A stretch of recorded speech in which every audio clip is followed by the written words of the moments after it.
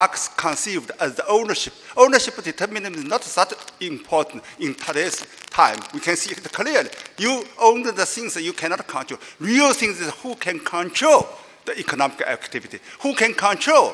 In my scheme, that is the association of the producers they can control. Of course, there's another question of Proudhon and Bakunin.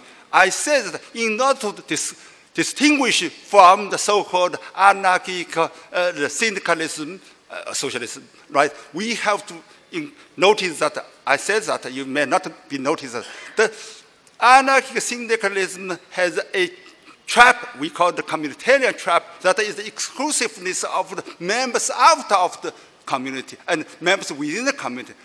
My scheme is that once you agree that every member, every producer get into a community, we automatically share all the membership rights. Okay. We are cutting into the next session. So what I will do is collect all three questions and allow one short answer, and then everything will have to wait for tea time. So could you keep your questions brief, please? We're starting from here first. I will do.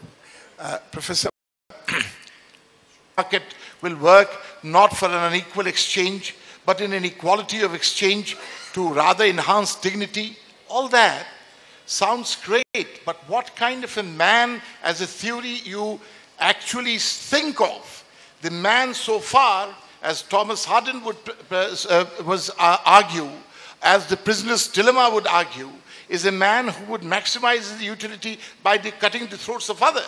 If he's getting into a market situation, he will always try to maximize his utility. In which case, how do you see that thing happening? How do you see that transition taking place? When you yourself say that the political and social will has to be brought in, but how that political and social will, which will create that kind of a scenario, is beyond the scope of this paper. Go there? Yeah. I think that it's pretty difficult to imagine a modern complex society without any market.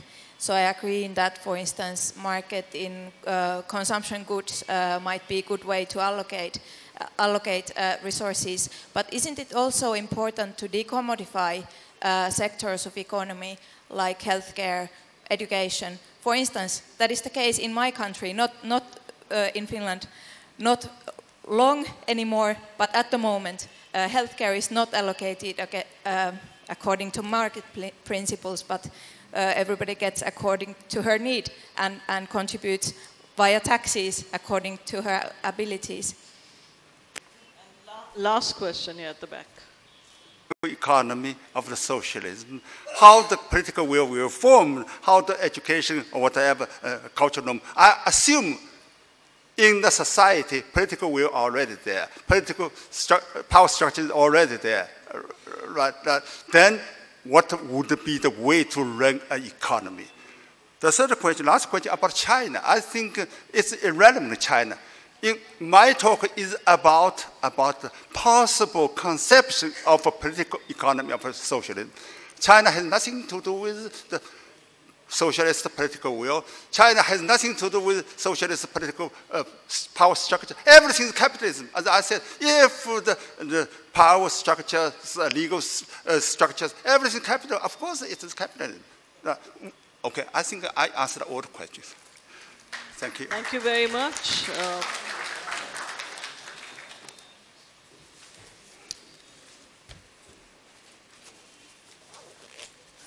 Thank you, Professor, and thank you, Dr. Sabharwal. May I request Dr. Sunita Lal to present the memento to our speaker and our chair. I should hold this way.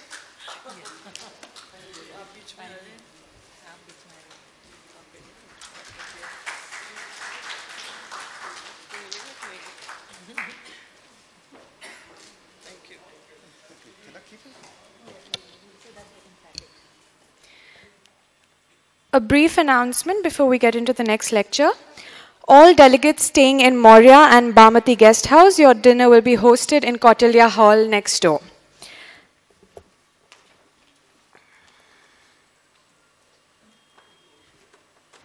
The next lecture is in memory of Vladimir Lenin, a Russian communist revolutionary, politician, and political theorist. Ideologically a Marxist, his policies and theories became known as Leninism. This lecture is titled, Is Communist Rule Nepal Red, Pink or Blue? This lecture will be delivered by Dr. Deepak Gyavali, Chairman, National Water Conservation Foundation and former Minister, Government of Nepal.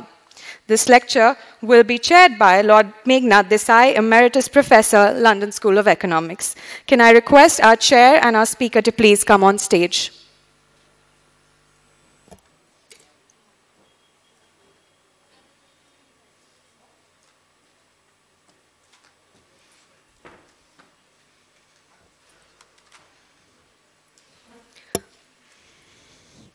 Lord Desai, please take over the proceedings. Is it on? No.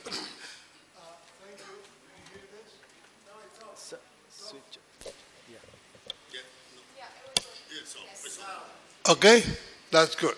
Well, first of all, an explanation that Samir Amin is not here because he could not get a visa to get from Senegal to here. So apologies on behalf of all of us. We would have loved to have heard Samir Amin, and that's a loss to all of us.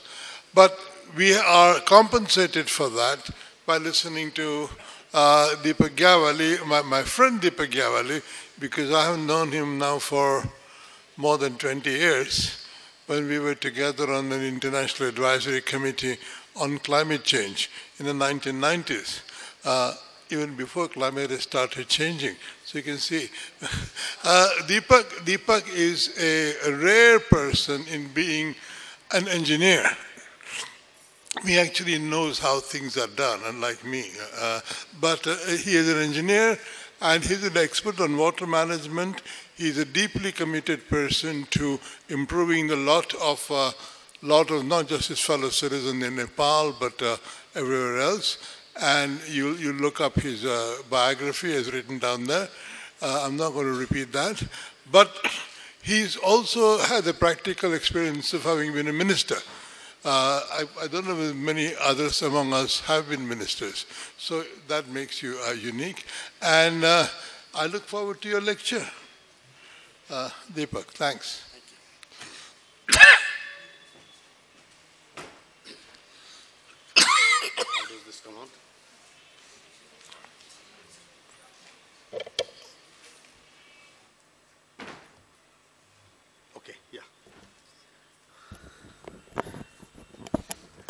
Thank you, Meghnad. Samir Amin is impossible to, replace, and I am a poor substitute. I was hoping to listen to him because I am responsible in Nepal for getting the Maoist editor of a magazine to actually read Samir Amin's Future of Maoism. After he read it, he came back and said, this guy would think that we are not even Maoists. I said, you're right. Okay. A bit about Lenin first. I lived in his country, and I'm probably one of the few people in this hall who has actually had a darshan of his body in the Red Square, as also Ho Chi Minh. One may agree or disagree with Lenin, but the fact is that he, in Russian history, like Peter the Great before him, yanked his country out of a very primitive kind of a state to something completely different. Now, whether we like that or not is a different issue, but he did it, and he's part of Russian history, indelible part of history, getting Russia to be well on the path of industrialization. In fact, I grew up studying in the Soviet Union, engineering, where the Moscow Energy Institute had a big banner as you entered the hall, his famous line, communism is equal to Soviet power plus electrification of the whole country. Now, one can appreciate whatever he has done in history without being a Marxist, let alone a Leninist or a communist. Now, what I'm going to present to you here is about Nepal as an example, and it's part of my larger ongoing effort right now, which might eventually end up in a book, I don't know when, about my trying to understand why democracies go bad. whether they are socialist democracies, communist democracies, liberal democracies, in the third world, democracies have gone bad very often, sadly. And I'm one of those, as the title says, who finds things of value in what Marx has said, but don't subscribe to what his self-appointed disciples have done in his name. Now, I pick up from Lord Desai's book, where Marx is supposed to have said, when the German socialist democrats, I believe, tried to put him on their banner or his party, their party, this thing, he said, as far as I know, I am not a Marxist. It's a famous saying of Marx. Now, my conclusion from that is, if Marx says he's not a Marxist, anybody else who says they're Marxist are not. And my good friend Michael Thompson in UK has another saying that parallels this. Any country with the word democratic in its title is not. Now, what you see here is this jugaad, that I mentioned yesterday. It's taken on the Rajasthan-Gujarat border. Now, I've done eagle eye science, but I consider myself a toad's eye scientist. That is, we like to get on the ground and look at how things actually are. If you are an eagle eye scientist and looking only at satellite data and all that fancy stuff, you will never see this. You will see this as a truck. But it's not a truck, it's an irrigation pump. And you have to go down there and interview the 12-year-old boy driving it, with no license, obviously, and this doesn't have a license plate either, that it's something else. It's a very rich phenomenon of rural creativity going on here. Something else is happening in this kind of economies, which just cannot be captured by that other kind of science. Which is why what I'm going to talk to you about today is my problem with using conventional language to explore a contradiction. And what is my contradiction I'm struggling with? Why are Nepal's communists hardly red, some pink, and mostly blue? Most Nepal Communist Party, United Marxist-Leninists, which is the one in power, together with Nepal Communist Party Maoist, or as people call it, cash Maoist. There's cash Maoist and dash Maoists. Cash Maoists have all the money, Prachanda Bauram. The dash Maoists have rejected this constitution and are thinking of going back, or have actually gone back to People's War. Now, there was a cartoon some years ago in a very small Nepali newspaper, and that highlights the contradiction I'm trying to explain. It was a two-panel cartoon, and the first panel had, these communists in the jungle, gun in the back, a cap with a red star, and reading a book. And the book said, behind a bush, reading a book saying, the book said, Das Kapital. And the next panel had these communists in a SUV vehicle with big, nice, fancy bungalows with satellite disk on top, and the caption below said, Capital Das. Now, those of you who don't understand Nepali or Hindi, that basically translates as slave of capital. Okay. That is the contradiction, and this is what I'm trying to explain. I wrote a piece 3 years after the Maoists began their People's War. Prachanda was this mythical creature. Nobody knew what he was like and all that. And an American communist, Lee Onesto, managed to get his interview. Don't ask me how. He was supposed to be underground. Well, it turns out he was actually living in Noida in Delhi. And the interview was 24 pages, and an editor gave it to a friend of mine to write a comment on it. And he said, nobody can understand this who hasn't, got the Marxist jargon. Ask Deepak to do it. I didn't have the time and all that, but I said, I'll look at it. I mean, it's interesting. I read these 24 pages, and as I read them, I got more and more shocked that the man didn't seem to have the basic understanding of Marxism. And here was a raging People's War going on in Nepal in his name. In fact, his party, didn't call itself, its program Leninism or Marxism. They called it Prachanda Path, Prachandaism. Okay. Now, I wrote that piece, and I have several criticisms of that, but one of my critical points was, they were waging a war against what they call neo-feudal, neo-colonial, whatever outfit. The trouble was, now, I, as most of you must have been in meetings, international conferences, where people just can't define what feudalism is.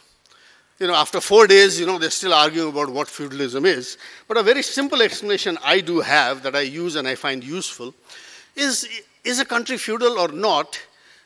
It would go back to look at the budget, the revenue of the state, and see where the state derives most of its revenues.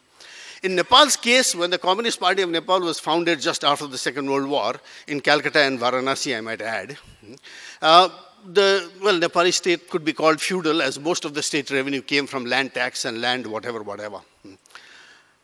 By the time I wrote that article in 1999, I think it was, 98, Nepal government's revenue from land had dwindled down to less than 1%.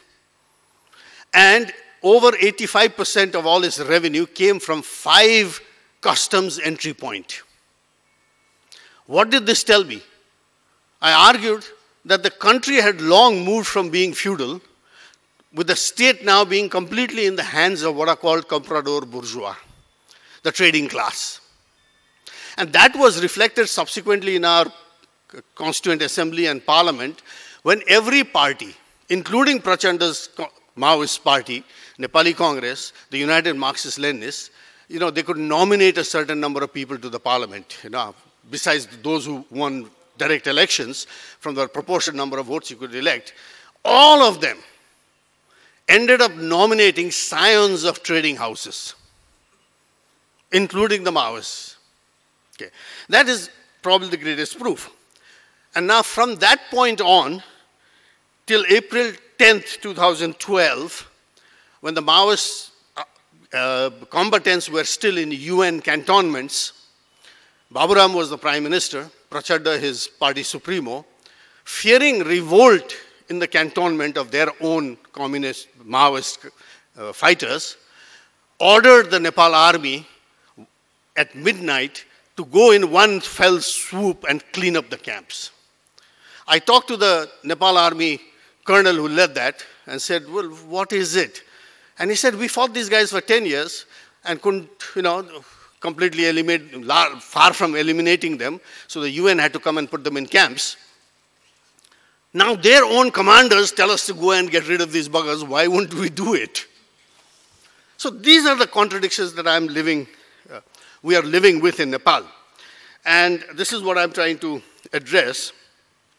Now, what I'm trying to do is, first of all, I'm trying to distinguish Marx, because some of us find elements of insights in Marx that we think are very useful to try and explain today's society. So to do that, if I fall into the old whatever jargon, I'll never get there. So I'm trying to distinguish Marx from his self-declared apostles. And in that, I'm drawing on very unlikely sources. I'm not sure where I'll end up with this. But the ones I'm drawing on is, for instance, this Iranian sociologist, Ahmad Sadri, and his amazing book, Max Weber and the Sociology of Intellectuals. And in that, he makes a critical distinction between what he calls thinkers and implementers among intellectuals.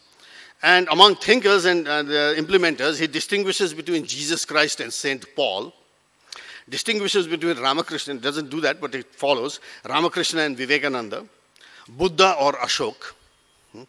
And similarly, you could probably distinguish between Marx and Lenin.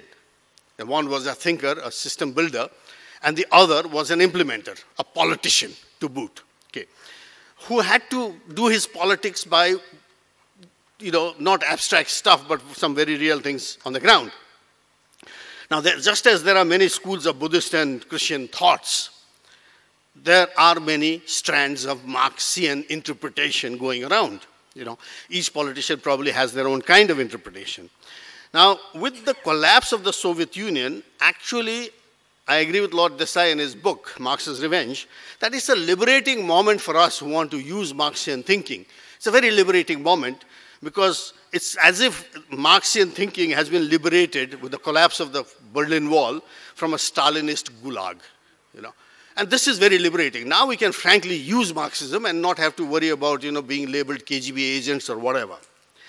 Now, the other strand I'm using is historian Stavrianos, L.S. Stavrianos. He was actually a Balkan historian in Northwestern University or somewhere. I met him in La Jolla in California. I had long, long conversations with him. His book, Global Rift, The Third World Comes of Age, in 1980, I believe, from New York, published, which is dedicated to Emiliano Zapata, is an amazing book in that it is a history book, but it is not a history of a country or a region. It is a history of the process of third worldization. You may say it is, you know, those of us who have read Marx know that there is something that rings a bell there. It is not a Marxist piece of writing, but he does an amazing piece of work in explaining the birth of this new animal called capitalism, which did not exist in human history for several thousand years.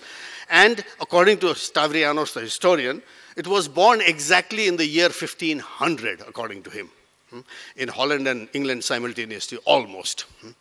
And he does that. Why it is important for me as an institutional economist also is that, like, I find historians important because institutions to me are a product of history. You can have a Bihar irrigation department and you can have a department of irrigation in California and United States. They have the same name, but their evolution is so different, they do completely different things. So this is extremely important to understand institutions. You have to understand history. What Stavrianos does in 4 amazing interlinked steps is first identify the Black Death, shortage of labor in Europe, and how this prodded the entire society to invest in technology. Simultaneously, what happened was there was a freeing of European minds from church stranglehold after the collapse of the final crusades, which led to science and technology. Same time, there was a lifting of a ban on usury or interest taking, you know, which paralleled then the formation of limited liability joint stock companies, also a new animal in global history.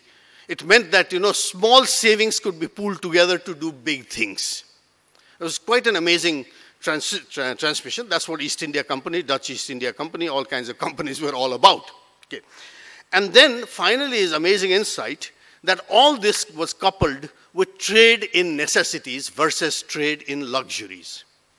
Trade in luxuries has happened since prehistoric man trading in obsidian. That's not the point. But when you start trading in necessities like food, clothes, and energy and things like that, the terms of trade matter, and those who control the terms of trade end up controlling everything. And that is what he describes as the process of third worldization.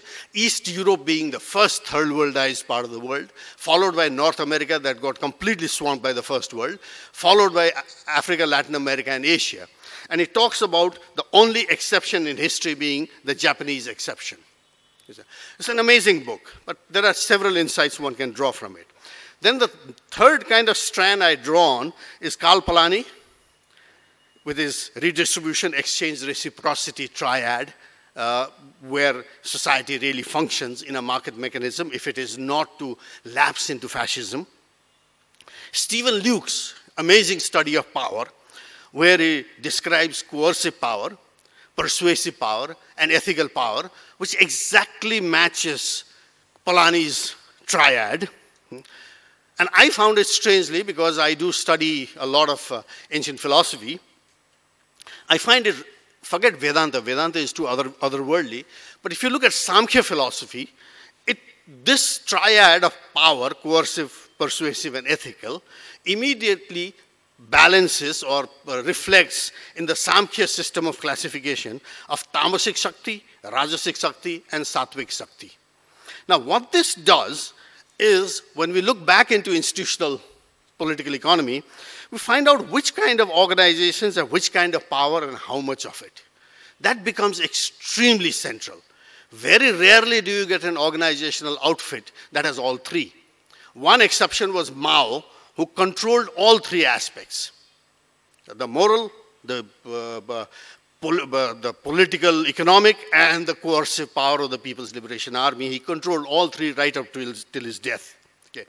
Gandhi had tremendous ethical power, did not really have coercive power, didn't have an army at that time, and also didn't have much money. The British Empire had it all.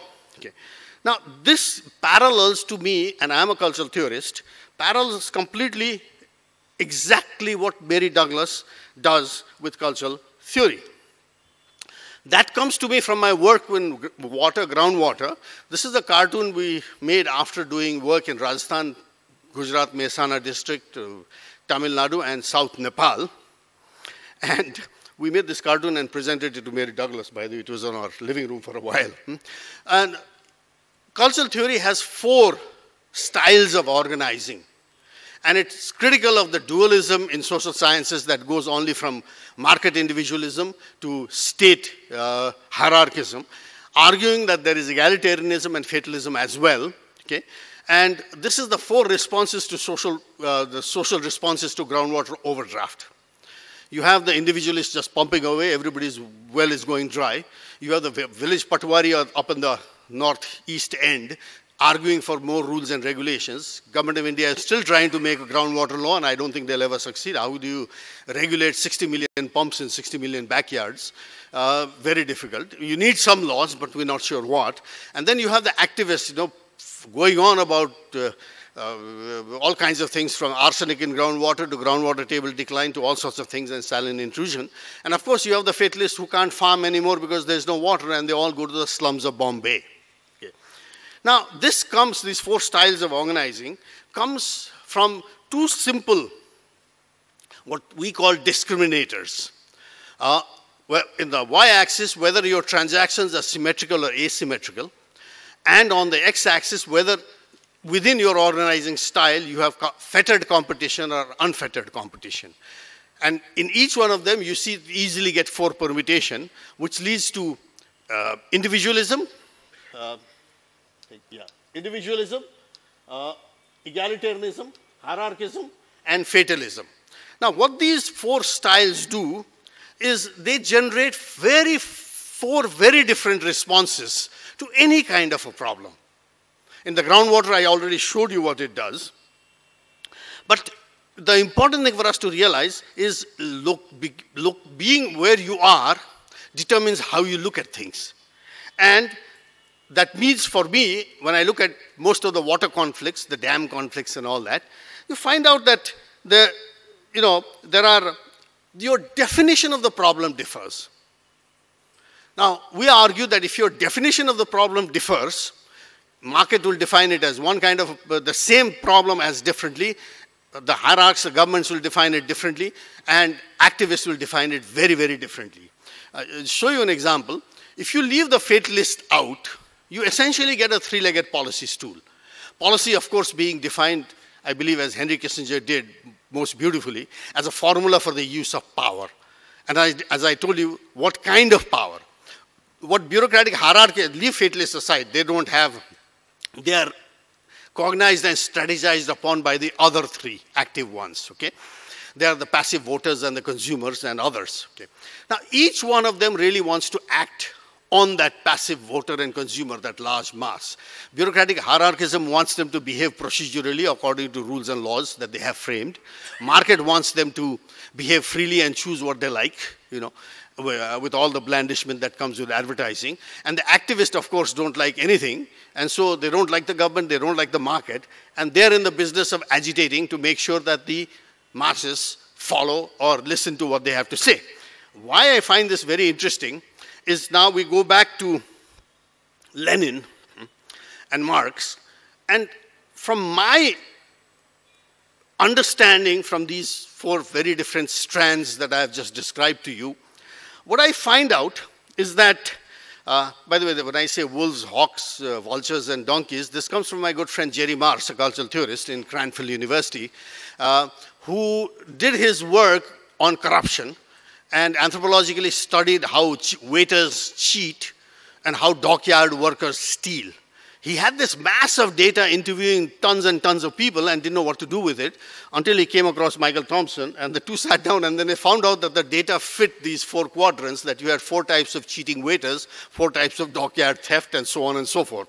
And these corruptions he labeled hawk corruption, vulture corruption, wolf corruption, and donkey corruption. Okay, that's where the names come from, so just don't get too confused. This is a separate lecture altogether if I had to give that.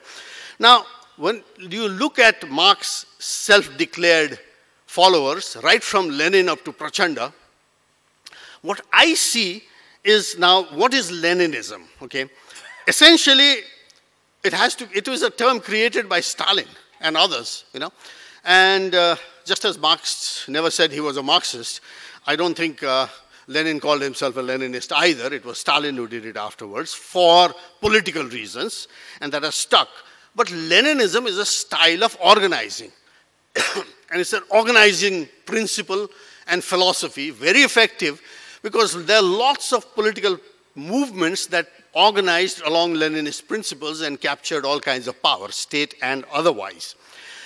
It's vanguard-led, not worker and peasant and all led at all. It's vanguard-led by professional change-making revolutionaries. They start off very egalitarian-wise. You know, there is something to rail against, whether it is the czars or whether it is the capitalists or whether it is your language is in danger or your religion is in danger, you name it, but it starts over here.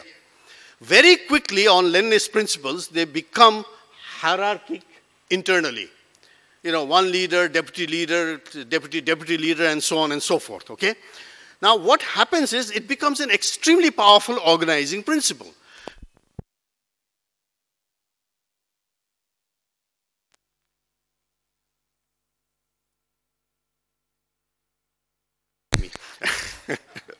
Okay, so you see that when you look at the top right-hand quadrant, it'll come in a second, I believe, right, automatically. Okay, the organizing principle of the wolves, you've seen National Geographic, you know how wolves hunt, you know.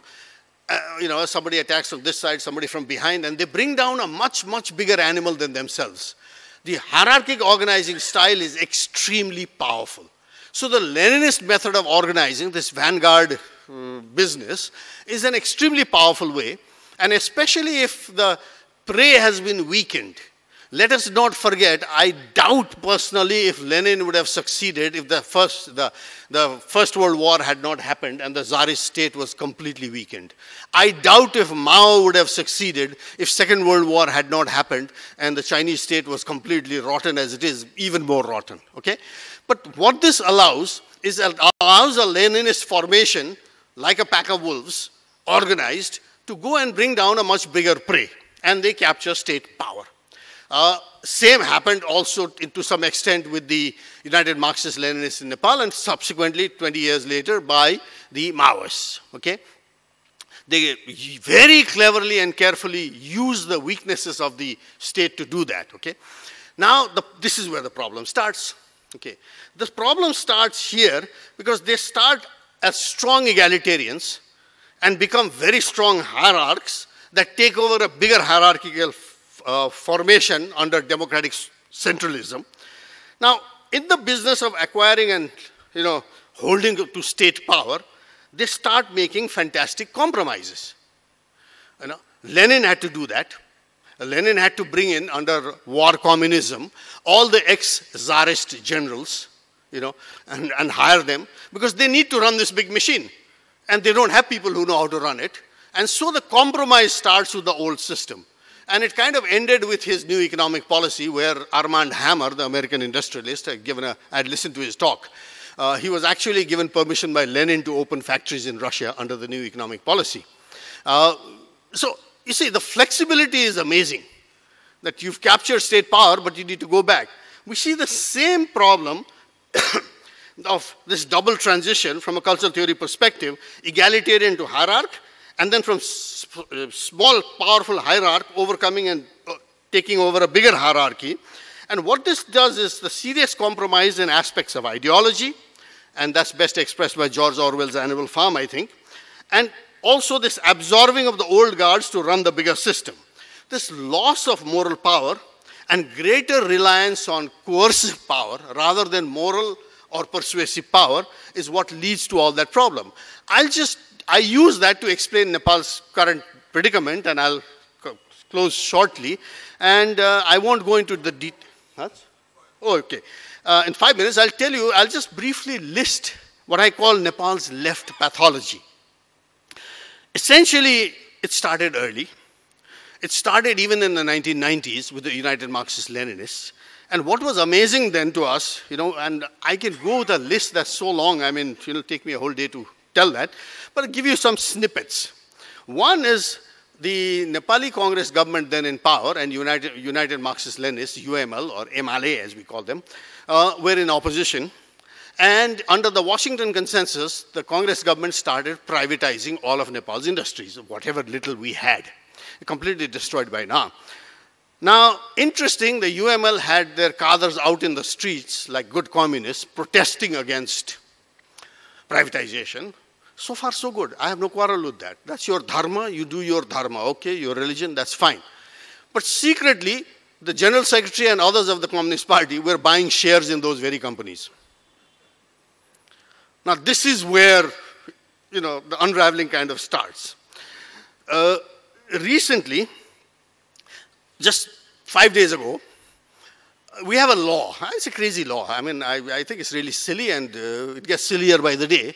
It is that if you become a minister, you have to make your property description public. Sounds nice, okay? But everybody knows this is nonsense, They have properties hidden away in names of Benami everywhere in town, okay? But what little they put out is stunning. The members of the current cabinet, both UML and Maoists, they are merged as one party, show, and as one journalist called me to say, brother, Dai, you and I don't qualify to become leaders of the proletariat. We don't have that much wealth, okay? But the wealth was phenomenal in one sense. Much of the wealth was listed as dowry that they got. Now, Nepal has a pretty draconian law against dowry. You get jailed for, 10 years or whatever, if you accept dowry. Well, here are leaders in the cabinet right now who have very openly, put down their property as dowry from their in-laws when they got married. Now, most of us know those in-laws, okay? And Nepal is a small place. And we know that they're not very rich people and they couldn't have given dowries like this. Okay. So this is just examples of some pathology. I started community electricity in Nepal when I was minister. Okay, that is giving, like community forest, giving the rights to small organized village groups to get electricity in bulk from the national grid and retail by themselves. There are amazing success stories. Women's group are running electricity systems in their villages because the men are all out-migrated and doing such a damn good job of it. Training women electricians and, oh God, it's something that makes you proud, okay? But the Maoist government tried to shut it down. They couldn't shut it down because there are 300 of them across Nepal and they're pretty powerful, these groups. But they tried to shut it down. Why did they try to shut it down? You would have thought a Maoist would love community electricity, communist, Mao's communes, come on. Why did they try? Because all these guys would come to me and say, they try to shut us down, what do we do, It turns out that they don't like community electricity, Maoists though they are, because it is an organizing principle in the village that is outside their Politburo chain of command and control.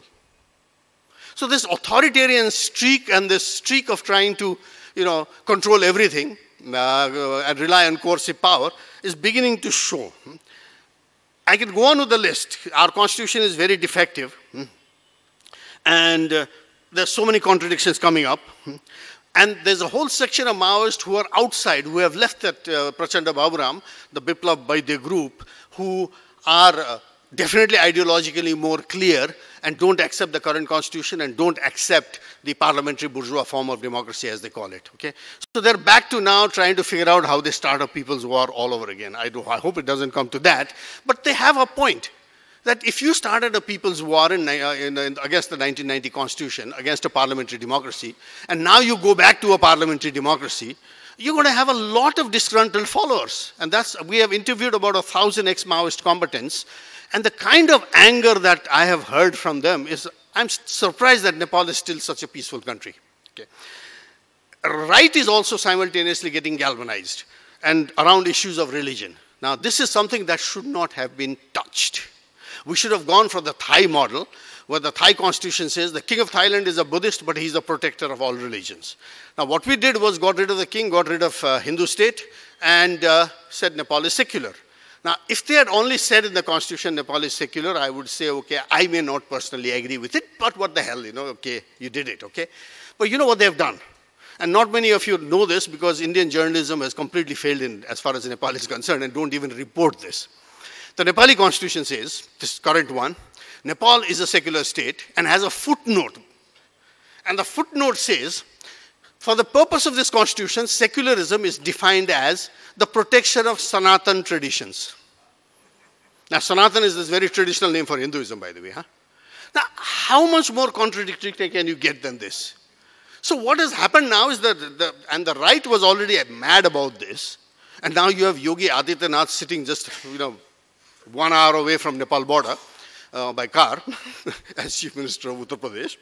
And what has happened is in 2008, when we had done a survey, when the new Constituent Assembly came and they sidelined the king, the people who wanted Nepal to be Hindu state, even if a republic, was 56%.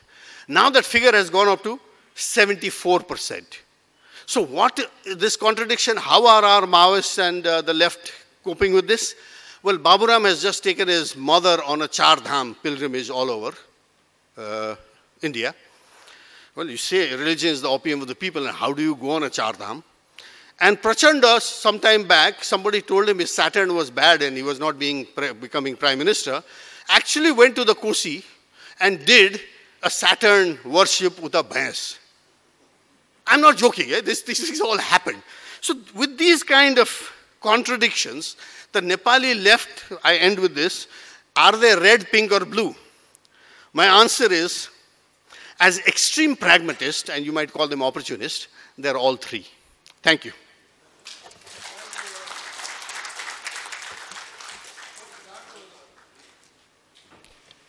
That was a stunning performance. I think the answer is the Nepali left wing is a rainbow coalition. It's got every color under the sun. Okay, questions, quickly. Yeah, gentleman at the very back there, if anybody can get to him.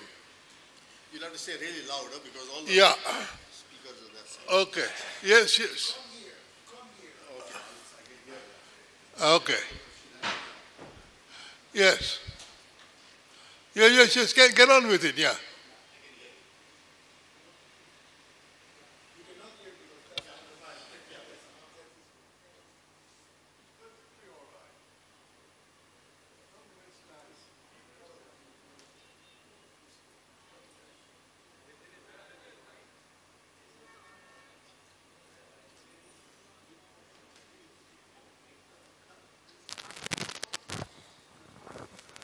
Are there no working mics in this place? What's going on? Okay. Okay. Hello. Hello. Yeah, come on. Thank you. My question is that I want to know about what role Communist Party of Nepal had played in the transition from feudalism to democratization of Nepal. Because hello? Yeah. My impression that's a question. Is that, that's a good question, and that's good. And the second question is just, it seems to me that we're not interested in what seems to you. You asked a question, he'll answer. Yeah, Thank you. Let me finish. Let me finish. Next question. Let me finish. Next question. Let me finish. Yeah, next question. My impression is that we were listening the anti-communist propaganda material. Please, I said to you, we are not interested in your answer. We are interested in his answer. Yes, gentleman there. I'm going to be very strict. Yeah, the Communist Party. Question. The Communist Party of Nepal was close to a 2/3 majority. Now with Matrika Prasad Yadav joining them, now they have a 2/3 majority in parliament. So do you think that the Communist government, the Communist Party of Nepal government is in a position to take certain policy measures? And Thank you. So what? Thank you. Okay, anybody else want to ask a question? Of course not. What do you think I'm here for? This is a hierarchical system.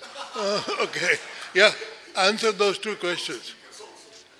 answer those two questions, you might extract some more. Okay. I'm not having anybody. The role of the Nepal Communist Party on democratization is actually secondary to Nepali Congress. And I would personally say it's even secondary to King Birendra. If they win elections, they go in the parliament. They lose elections, they come and join the NGO thing and get all their salaries from there. Okay? So, yes, you would consider that democratization. I would. Okay? So they have a role in that sense. But it's secondary to Nepali Congress. Because the history of Nepali Congress fighting for democracy is much, much longer. And the role of the late King Birendra in actually ending a system peacefully is also as great when he restored the multi-party system in Nepal. So that has to really be taken into account. Now, I'm not a communist, so definitely what I speak will not be very pro-communist anyway, so that might answer your question.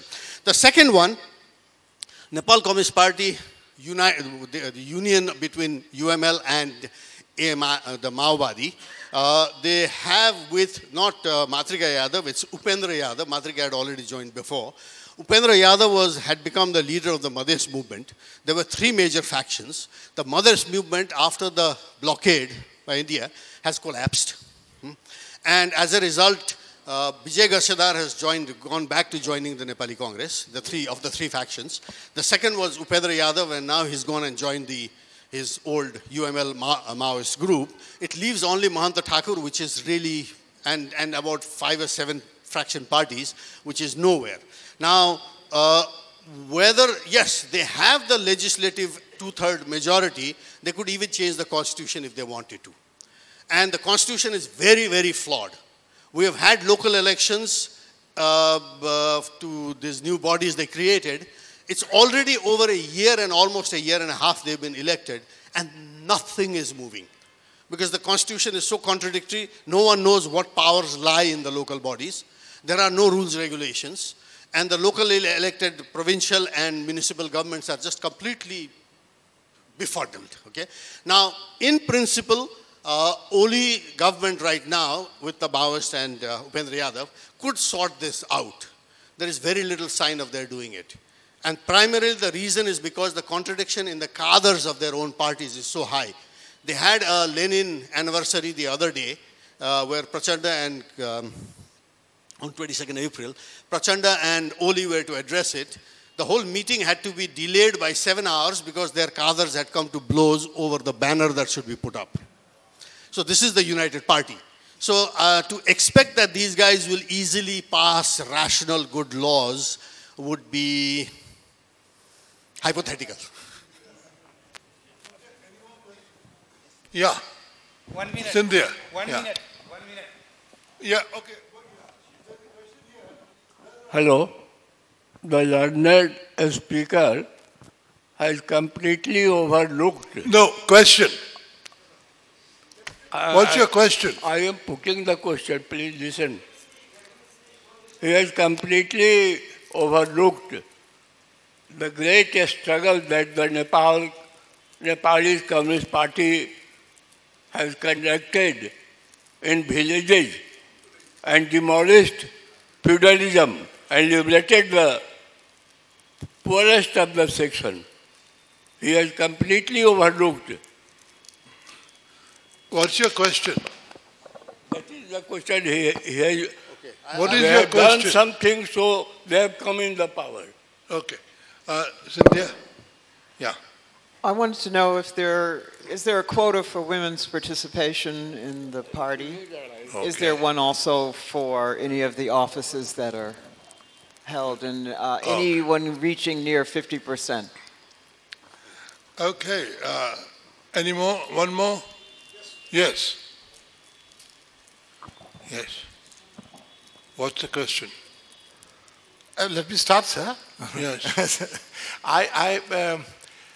You have presented a theoretical model. Movement from egalitarianism to hierarchy, Wolf style, then capturing the bigger hierarchical power. Do you see that despite the ideological force of communism or communist philosophy or whatever, people who gave their lives in that, there is something inevitable about this transition from egalitarianism to hierarchy? which will then degenerate into all these horrible contradictions? Or do you see a possibility of this transition taking place into a more positive way? Even if you're not communist, you will like to have that positive transition to take place. And that depends on understanding of human psychology, incentives, etc. Would you like to bring that theoretical dimensions into it? Good. Answer? Yeah, that's fine. Okay, great. Nice questions. First, I wish you'd go back to Nepal and see the villages. They are being emptied right now. It has not been removed of feudalism. On the contrary, Nepali youth have been forced to migrate to the Gulf and Malaysia and Korea in droves. We have a population of 28 million. Right now, not taking India into account, where informal migration of Nepalis as laborer was always there, we have something like 6 million Nepalis in the Gulf, Malaysia and Korea. 6 million out of a population of 28, which is practically at least one youth from every house, at least. Which means that Nepal's proletarization is not taking place in Nepal, never did. It is taking place in the sands of Arabia right now. And the presentation by Barbara and others about this surplus extraction is going on in an amazing rate, and what is happening in Nepal is neo-feudalism. So what has happened is the old feudals are finished, but there's a new feudal class that has emerged, mostly associated with the parties, Nepali Congress and the Communist parties, by the way. Okay? And these come in terms of manpower companies. These are manpower, we call them, manpower dalal. Huh? So these are all owned by senior party people across the political spectrum, mostly Congress and Nepal and the communists, okay? Exporting labor out. Okay? So as a result, the country is completely dependent on a dust disease phenomenon of remittance economy. 30% of our GDP comes from remittance, which is dust disease impact. God help us if anything happens in the Middle East. With Trump, you never know. Okay? So in a sense, the feudalism in the villages have not been destroyed by neither the communists nor the Congress. It has been replaced by neo-feudalism of a much more dangerous type. The quota for women, yeah, the Nepali constitution in that sense is way too progressive. In the sense, it's got a very complicated mixture of how you can even nominate to that your quota to the parliament.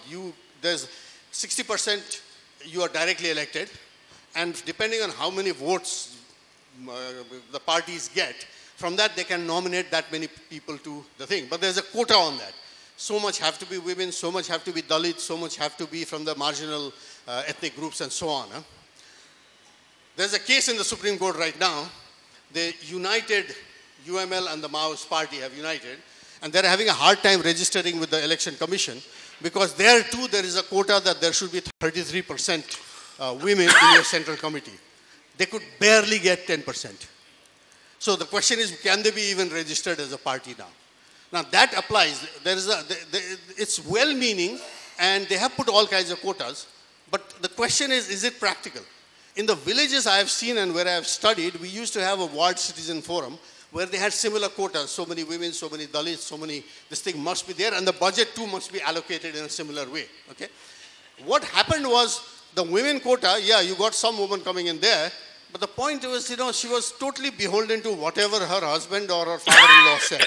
So in a sense, it was an extension, but even then, that's still better than not having them. That's what I would say, okay? Eventually, they'll learn and then they start asserting themselves. It may take a generation, but that's good. So there is that provision, and it's quite actually progressive. So the Constitution does have that. It's just that the parties cannot, and society cannot find that many women to fill that position. And that's the problem, okay? And how they handle it, I don't know. On this whole ideological force and the inevitable degeneration, I'm only putting down what is seen there. It's sort of a measured fact down there. Why it is happening, why inevitable, I have my own hypothesis or hunch in trying to approach this, and I lay it down. It's like this. There's a whole section that wants to restore it. When the monarchy was removed, the survey showed that 49% of the people wanted the monarchy. 42% did not, hold on, let me answer. 42% of the people did not want the monarchy and 49% wanted a monarchy when the monarchy was removed. Which is why the parties did not opt for a referendum. Because had they opted for the referendum, then it looked like the monarchy might stay. So they opted for very devious means of removing the monarchy, including scuttling what Manmohan Singh, Karan Singh agreement with the king was. As a result, it has delegitimized the current system and made the monarchists very strong, getting stronger. So just for your information, okay. Now, on the inevitable degeneration, there are other aspects of this degeneration coming in, and that is coming from precisely, I think, a very weak ideological commitment. If you look at the political parties, Maoist and UML, the leadership is entirely top high-class Brahmin. Okay? There have been very few, I have known only 2 senior or not quite end, but this has been a good last afternoon. Thank you so much, Dr. Gyavali, and thank you, Lord Desai. We are now going to break for tea, and can we try and get our tea back inside so we can start by 4:30? We still have 2 more lectures and then the valedictory session. Very good. Sorry, I had to beat up people because that's the only way questions can get asked.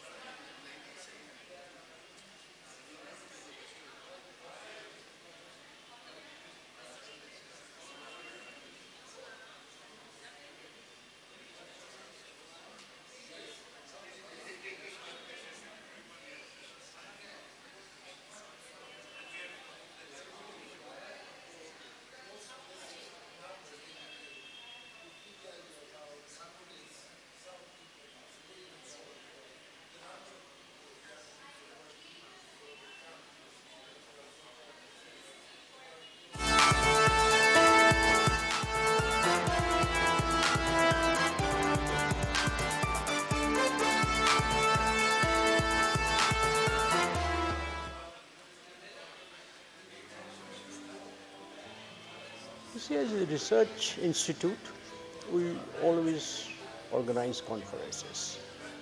One reason for organizing a conference is something very immediate, agriculture is immediate, or political issues immediate, etc. Another reason for organizing a conference is a special occasion. Centenary, bicentenary are some of these occasions. Okay. Now, this year happens to be the bicentenary of Marx. It's not that we don't remember Marx on other occasions, we do. But if it is bicentenary, it's obviously a special occasion to remember him. Some people remember him as a sort of respect, etc., etc. That is part of the objective of this conference. But more than that, it's an occasion to rethink what Marx has told about, all that he said, he has said about 150 years back. He was born 200 years back, all that he said is 150 years back. Some of what he has said is still very true, and many others which he had said may not be that true. So at this opportune time of 200 years, it's an intellectual exercise to remember him, to re-understanding him, and also integrate him, although not in his so it's both an academic exercise as well as what we call a exercise in nicety, paying respect to someone. But the academic part, of course, is more important for us. Thank you.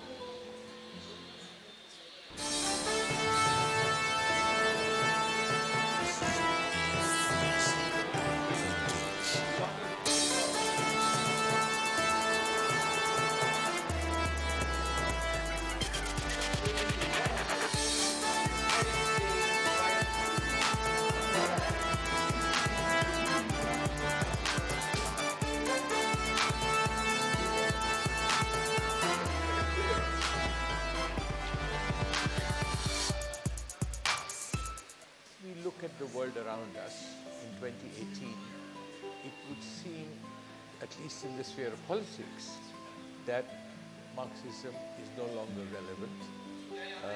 Communism has collapsed. Communist parties have either faded away or have become marginalized in political processes. But to draw a conclusion on the basis of what we might see at this juncture would be a mistake, because that would be equating Marxism as a mode of thinking with communism as a political ideology. If anything, Marx's ideas and thinking are just as relevant in the world today as they were in the late 19th century. What we are witnessing today is a dramatic increase in economic inequality between people, just as we are witnessing a phenomenal increase in inequality in the distribution of assets. At the same time, there is high unemployment in industrialized countries, in rich countries, just as poverty persists in developing countries. So that idea and the concerns of Marx remain just as relevant today in a world which is inequalizing so rapidly. And we need to remember that we no longer live as Marx did in the second half of the 19th century. We live in the early 20th century, where there is a revolution in transport, in communications, in the movement of people, so that such economic and social inequalities are politically unsustainable and ethically unacceptable. And that is what makes Marx relevant today. Well, I think Adri has done a splendid job in bringing together scholars from across the world who have an interest in Marx, in different dimensions of the ideas, the philosophy, the thinking of Marx. And in a sense, I think it is very important for these ideas to be exchanged. I think it's an important event. I have not been here long enough to give you a sense of what I think of it, but I think it's a wonderful idea to celebrate the bicentenary of Karl Marx in what I call the Republic of Bihar. And I understand that 50 years ago there was a similar event to celebrate 150 years of Marx in Begusarai, I understand.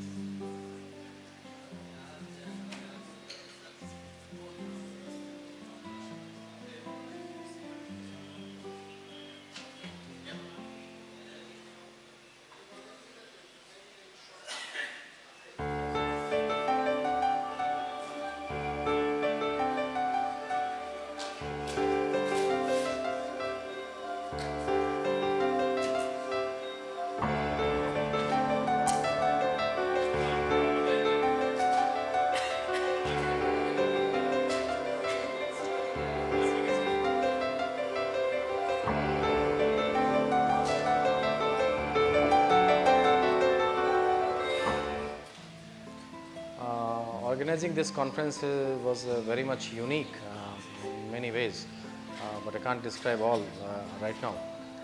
But the most prominent reason why I'm saying so is that you don't get as many people as is required usually to organize such events. But this time we had many because of Nawadri is a big organization. We have lots of centers operating out of here, and they all have very brilliant people, very young people, and they all are energetic. They all helped me in after conceptualization this conference by the top people, and we have been able to roll it out properly and plan it properly, and I don't think that anybody will have complained after that. And that's all I want to say about this conference, because it can't be just one man's efforts. It has to be a collective effort all the time in all the cases, and this was not exception in that way. So I want to personally thank everybody, whosoever, even thinking by way of thinking for this conference has helped me, and they're really, that is appreciated, and I heartily thank all of them. Thank you.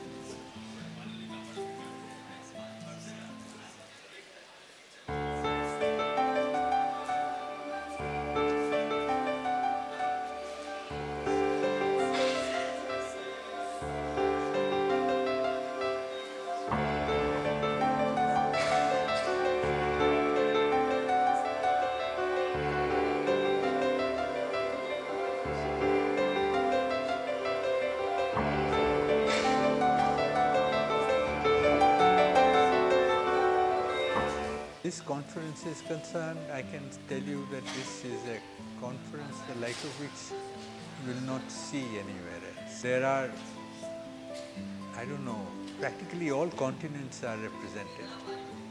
So it's a privilege to be a part of this conference, and therefore to reconsider what Marx. See, Marx is still important, because here was someone who was talking about the weaker section of society and trying to see how to make their life better. So he talked about the workers, but that they were being exploited. Even today, even in capitalist societies, there are sections of people who get left behind. There's no access for them for anything. So you do need to see what Marx said. Now, not all of what Marx said may be applicable today, but I think the inquiry itself is important, and therefore you need to go back and celebrate his life. In doing so, we hope the persons or bodies which followed Marxist economies or Marxist philosophy do not make the mistakes that were made in the past. So you have to identify what the mistakes were and see that you don't make them.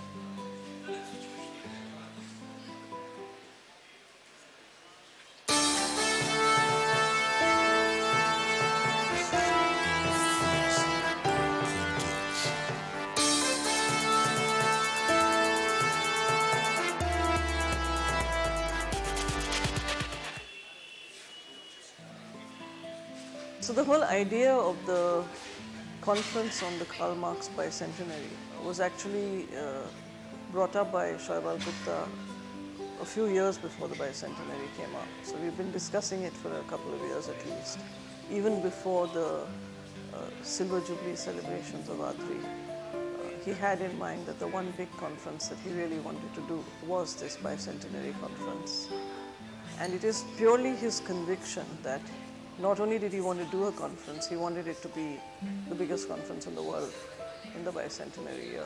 The conviction with which Schäuble talks about this idea and talked about it got me and Lord Desai both interested in partnering with him, and he asked us if we would be willing. And it's been an interesting journey to try and see this conference develop, to see the idea take shape, to send out invitations globally and to have them accepted, to put out a call for papers. And it was very interesting for us that people from all continents and all parts of the world wrote in and sent in papers, which later the Secretariat at Adri sat and processed.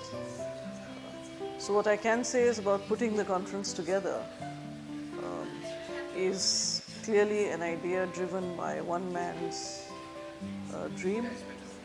The rest of us has only been there to help him realize that dream. And I think it has turned out to be quite a wonderful conference at the end of it all.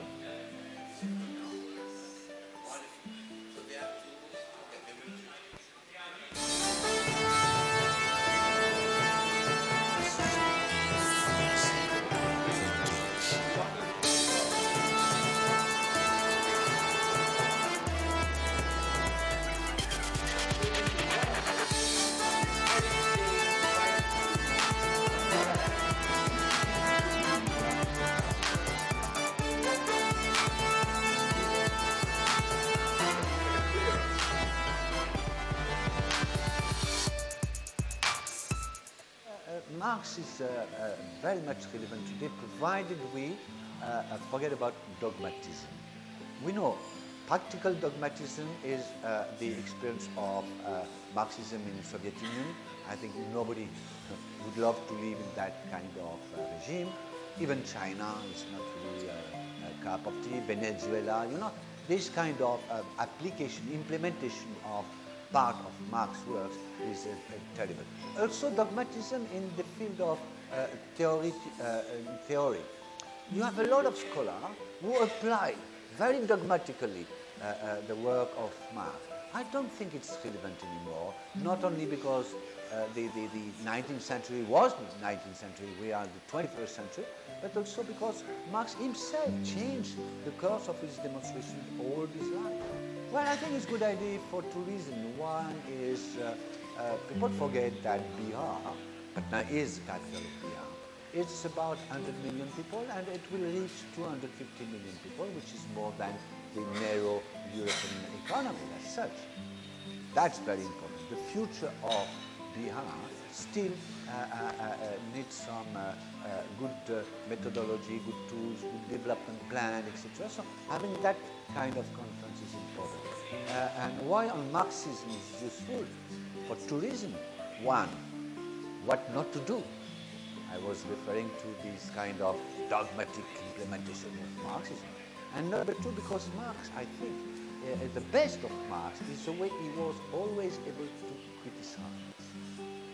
Without any critique of what you do, what is implemented, etc., you cannot understand the reality and the best way to develop yourself.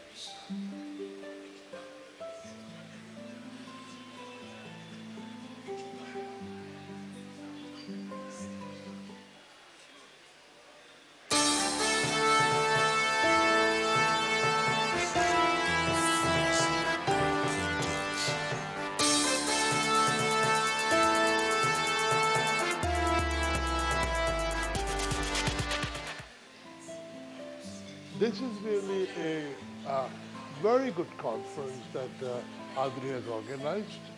It is rare in these days and age to organize a conference on Marx, bicentenary or no, but it is quite remarkable that we have people virtually from all the continents of the world some young scholars, some old well-known phrases. There are women, there are people from Africa, Black Americans, there are Chinese, Japanese, and I think I have rarely seen such a good mix of people anywhere outside the Western world. It is a unique achievement for ADRI to have convened a truly global conference on the bicentenary of Marx. And as the subtitle says, it's about his ideas and influence and impact. And we, of course, are critically examining the relevance of Marxism, of Marxist thoughts, and so on.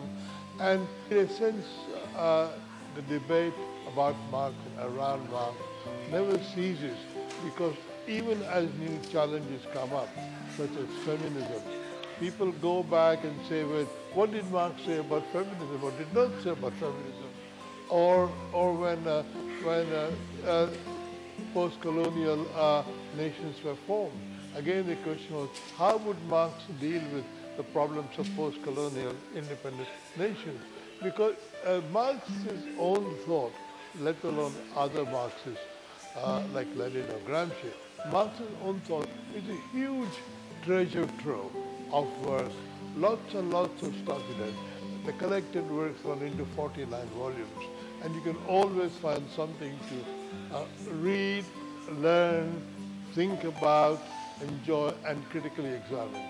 So I think it's a great honor to be here, to be part of this conference, and it's a great spectator sport to be able to see all these scholars in action.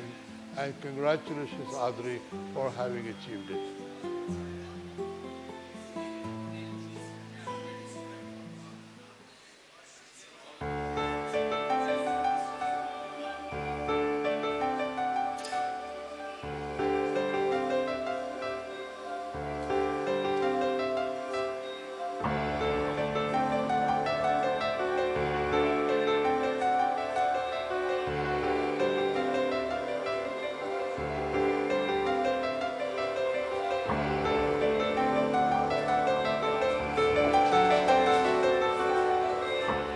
Tengo un enorme gusto de estar en este magno seminario que conmemora los 200 años de Marx. Creo que la mejor manera de hacerlo, de conmemorar a Marx, es con un evento como el que se ha organizado aquí en Patna y que implica la reflexión sobre la obra y la herencia, digamos, la actualidad que tiene este importante pensador y revolucionario. He estado por primera vez aquí en la India y la impresión que tengo es de un extraordinario trabajo, de una gran densidad teórica y de una preocupación política que es de alguna manera excepcional en relación con otros lados del mundo. Creo que esto se refleja en un seminario que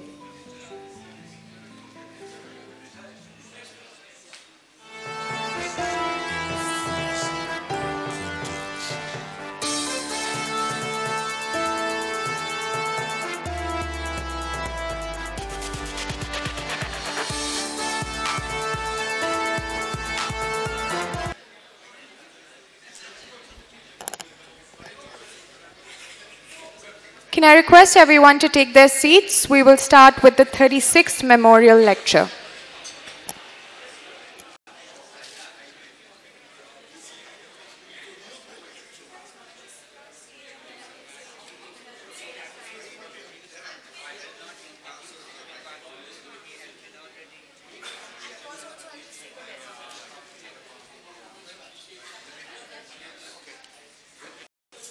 As General Secretary of the Communist Party of India, and at that time the left movement was steadily growing and the British government banned communist activities. In February 1938, when the Communist Party of India started in Bombay, its first legal organ, the National Front, Joshi became its editor.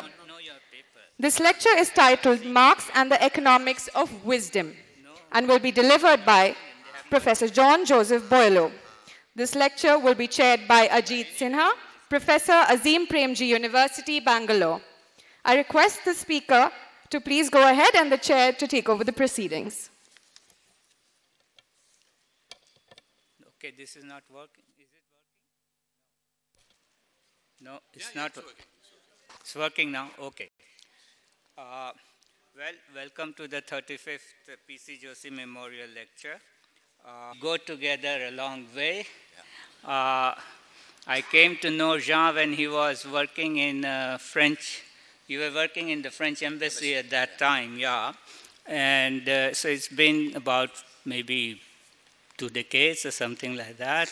And I remember in Paris, Jean was very generous, invited me to his house for lunch. And I have very pleasant memories of that lunch, but Jean doesn't remember anymore. Okay, Jean, go ahead. We save some. Utopia. And if you are selling an idealism, isn't it?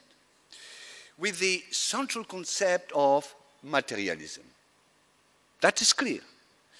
And dialectic materialism, which interprets the entire history of societies and of the world to that of the form of production, mode of production, or the form of production, from which social classes and class struggle derived as the driving force of history.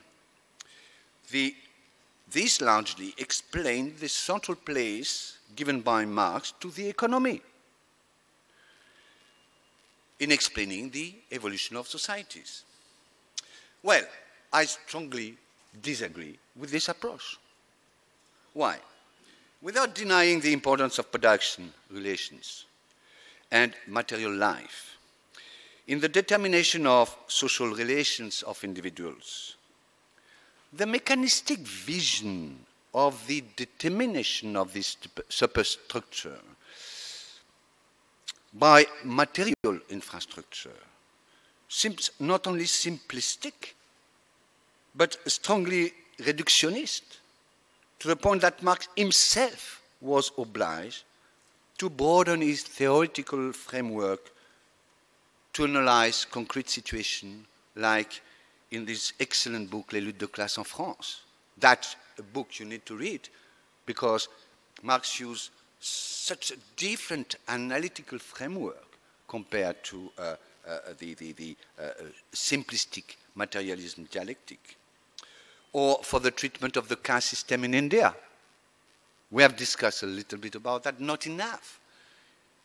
In his correspondence with Engels, he also made numerous references to the concept of the Asiatic mode of production, or despotism, Eastern despotism, in an attempt to understand the Eastern countries. The problem is that the Eastern countries at that time did represent 2/3 at least of the humanity.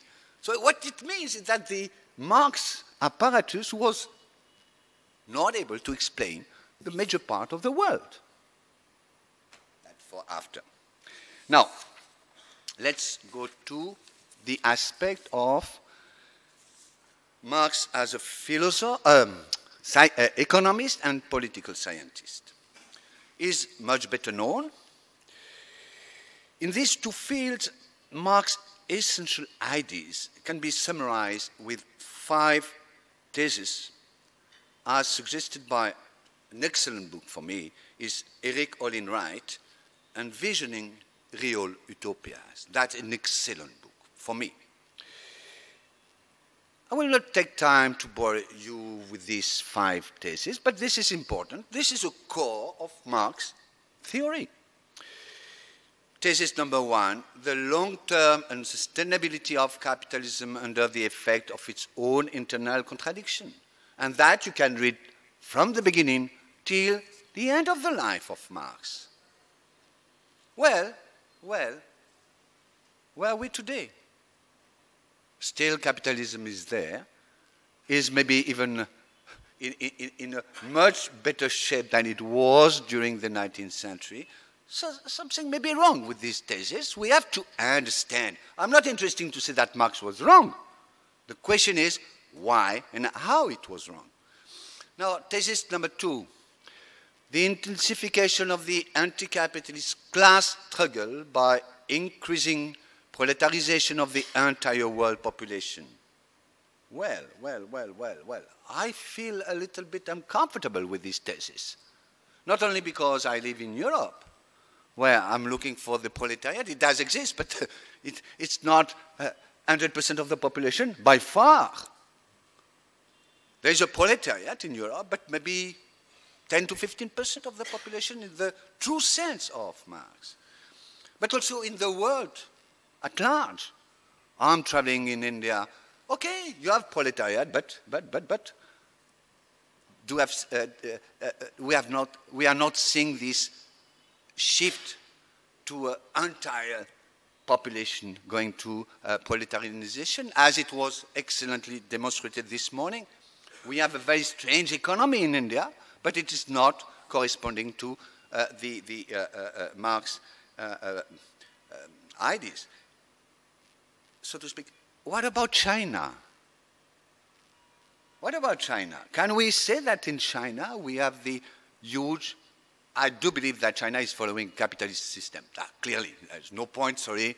I would love this lecture before, but market socialism or capitalism, I don't see much difference as far as China is concerned. But can we say that the Chinese entire population has joined the proletariat?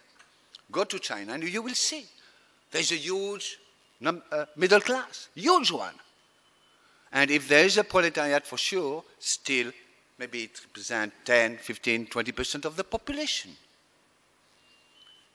Now, thesis number 3, that is true. Every books, every comments of Marx say there is ineluctability of the revolutionary transformation following the thesis 1, thesis 2. So what about this ineluctable revolutionary transformation? Where are we today? I don't need to elaborate on that. Okay? Thesis number 4. The transition to socialism.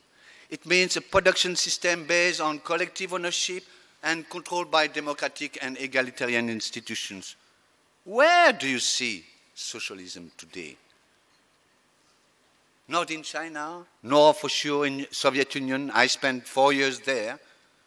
It was just the nomenclatura who took the power, isn't it? And enjoy, the benefit of the economic and social system. Now, thesis number 5. The advent of communism under the double dynamic of the reinforcement of community solidarity and the erosion of capitalism. Now, of inequality, sorry. We still look for communism, isn't it? 200 years, this is a 200 years, no, birthday ceremony. We are looking for communism. So we should ask ourselves, why do we fail in this socialist transition and to establish this kind of communism? Now, my explanation is like that. This is what I want to explain, no? First, because there is a confusion between science and ideology, and between utopia, we went to dystopia. This is mainly my demonstration. I'm an economist, but as an economist, I want to deal with real life, and real life deal with ideology. Market ideology as well as socialist ideology. Now, despite this harsh observation on the Marx 5 thesis, sorry, useful to have a paper sometimes. Yeah. No one can deny that Marx was one of the greatest thinkers of the 19th century. I say the greatest, one of the greatest thinkers of the 19th century. his critical work on the capitalist mode of production at a key moment when it would assert itself as the dominant economic system in Western countries and beyond extending to the entire planet, has proved essential keys to understand the economic, social, and political mechanism of that system. Could not ask Ricardo, Smith, etc., because they were just showing the positive aspect of the capitalism. Only the Marxists, as such, as a whole, were really providing that critique of the system. But here, there's an essential distinction made by a great philosopher, Paul Ricoeur, between science and ideology, and between utopia and dystopia. So as for Marx between science and ideology, I want to talk about two things. First, the manifesto of the Communist Party turned Marx into ideology, and it disappeared as a scientist. That, clearly, you can read not only the manifesto, but you take the manifesto, the main thesis of the manifesto, and then you read all the works of Marx. They are derived from the manifesto. This is why he can write the preface in 1980, in 1990, saying that still it remains my deep conviction. So why is it important to talk about ideology? Ideology intervenes because no system of domination governed by force alone. Each system of domination requires not only physical submission, but also consent and cooperation.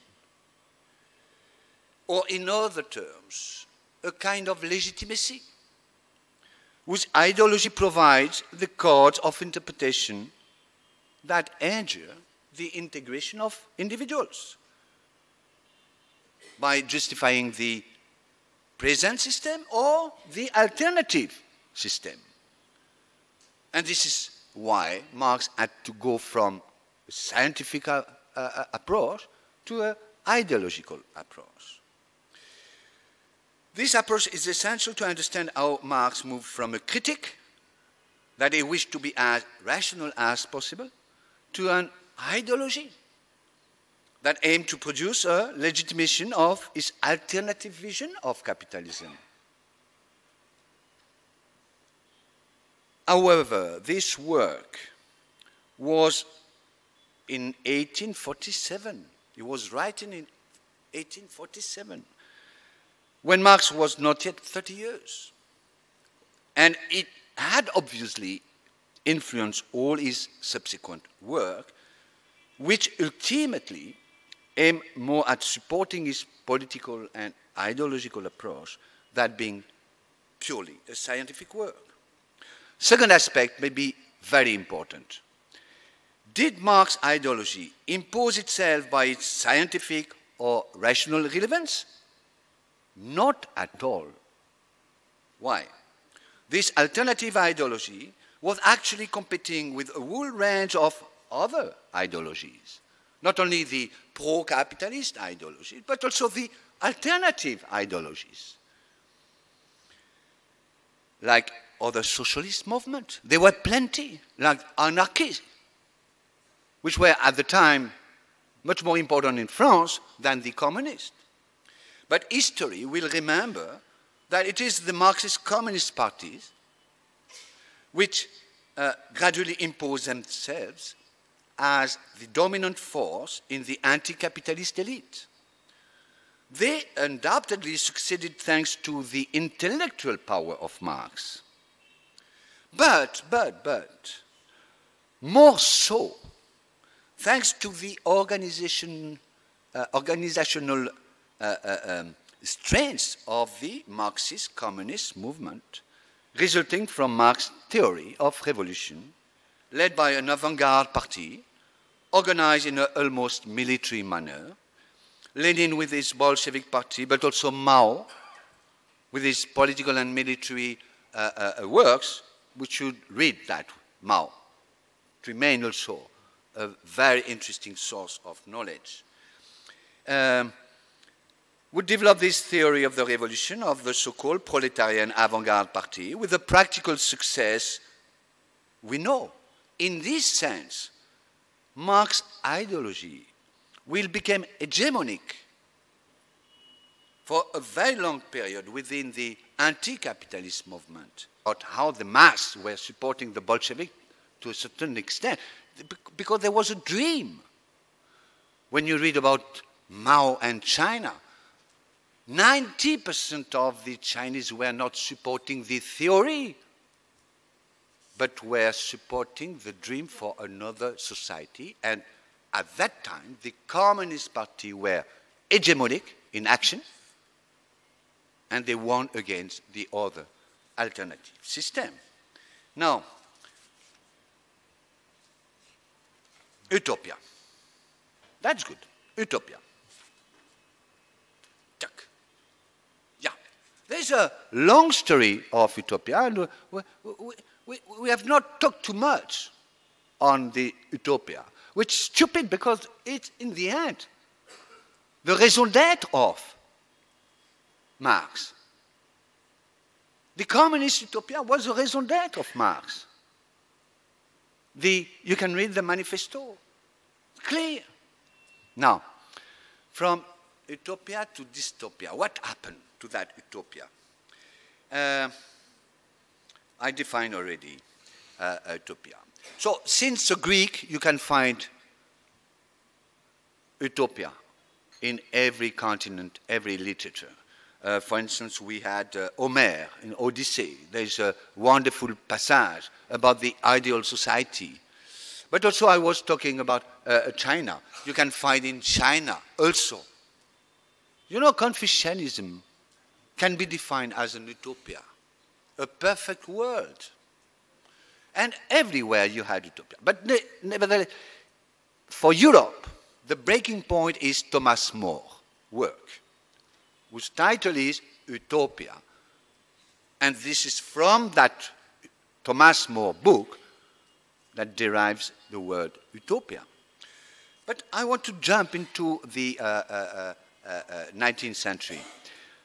From Thomas More, you get more than 500 books dealing with vision of a perfect world.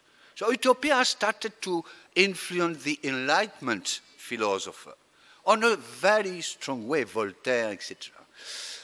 However, Marx never almost mentioned that historical books. Very little, he never quoted Thomas More, Mably, Morelli, Cabet, Vilgardel, etc. Why is it very important? Because if he had done so, he would have seen that the actual system in these books were following a totalitarian system regime. You had in the Thomas More reading a clear vision of, on one hand, it's a wonderful dream, equalitarian society, there is affluence, etc. But if you look at the system, economic system and the political system is a totalitarian state. You cannot, as an individual, escape from this social control. Now, instead of that, Marx and Engels spent so much time criticizing the socialist, the so-called utopian socialist. Owen, Fourier, Proudhon. And if you read that, you have one full chapter treating these socialist alternatives as reactionary bourgeois. So the communist movement started to reject all the alternatives to capitalism, which were not communist as such. Now, I will not go in details, but if you look at what happened with this communist hegemony,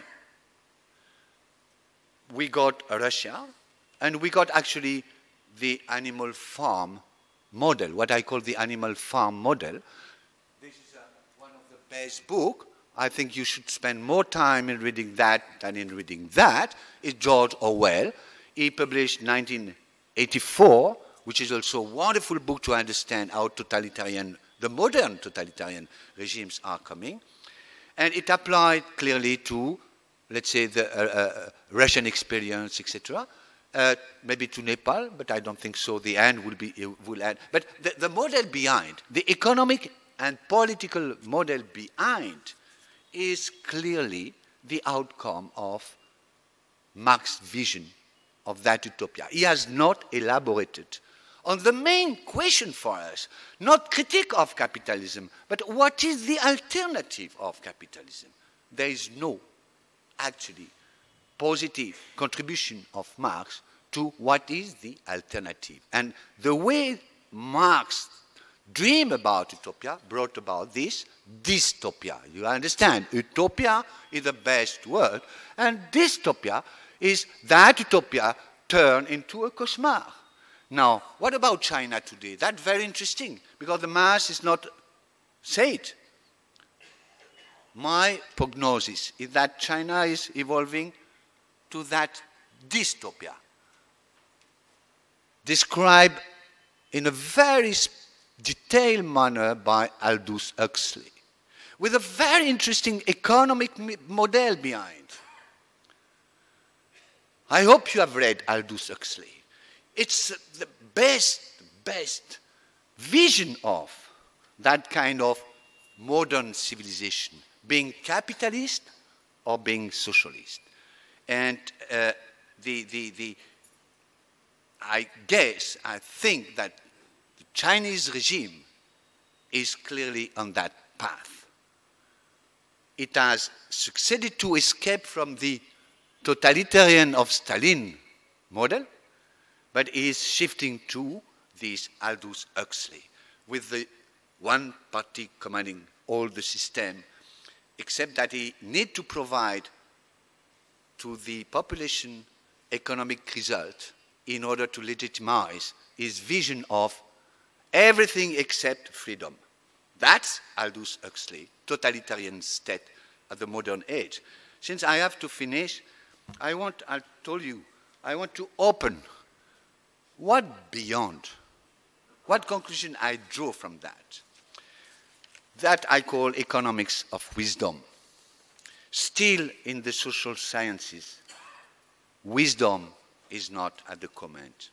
We always try to oppose one model against the other one, etc. But actually what happened? Most of the time, it's a combination of, why should I oppose Adam Smith to Keynes, to Marx? The real life is made of what Indians call masala. Masala. Masala is a mix of. And in the case of Marx, there are plenty of interesting things. The Sraffa critique, for instance, is excellent. But why should join the camp? Being a Sraffist or no? So 3 recommendations for me, for us. First of all, there is a human nature. There are realities of human nature. And there is not only this mode of production. There is not only institutions. The real nature, if you want to catch a glimpse of that, you read Panchatantra. It is a best book about the real human nature. It's made of chacal, lion, etc., etc. They are animals, but a very top economist, Danny Roderick, has mentioned that the fables are actually more performing better than the economic textbook, because they take the life, the real life, as granted. And if you read the Panchatantra, it's wonderful because the fables are integrated, but there is no conclusion. Sharma doesn't try to say this is the solution. There is no solution, actually, because you will get always good guy, bad guy, etc., etc. So we have to deal with this human nature. Someone was mentioning the prisoner dilemma. Actually, economics is shifting to that with the game theory, etc., etc. We got Nobel Prize who shifted from the stupid Homo economicus hypothesis into a much more realistic one based on the psychology of the people. But what the problem with these people, they try to close the human nature into a rational guy to a certain extent. Now, institutions are always imperfect. That should be the golden rule number one. You cannot solve with a good economic system or with so-called good institutions, because institutions are bad by themselves, but they are necessary. Yes, I finish. I finish. Last not least, and this is why I want to refer to Danny Roderick and my best guy on social sciences, Albert Hirschman, which I touched upon last year already. What I love with these two figures, and Danny Roderick is a Marxist to a certain extent, no? Last book of Danny Roderick is about economic rules. What he says clearly like that. You have economic rules, but in a very narrow sense. You should not try to build up a big model. We try to explain everything. And that was Marx. He wanted to explain everything with his model. Like so many people spend decades with Keynes. Same. To describe the Keynesian model of. And they were happy because after the war we got very good economic growth. And then Keynesian system derailed and nobody knows what to do nowadays. Now, economic models and limited rationality. Why limited rationality? It's because when you're an economist, you use a specific model, you find out a solution to that problem. But once you get this result, as Hirschman say, trespassing. This solution shift from economics to sociology or to social questions. Then the sociologist come, built his own model and want to conclude. But when he concludes, the social problems shift to politics and then shift to cultural, etc., etc. Human beings are, yes, thank you.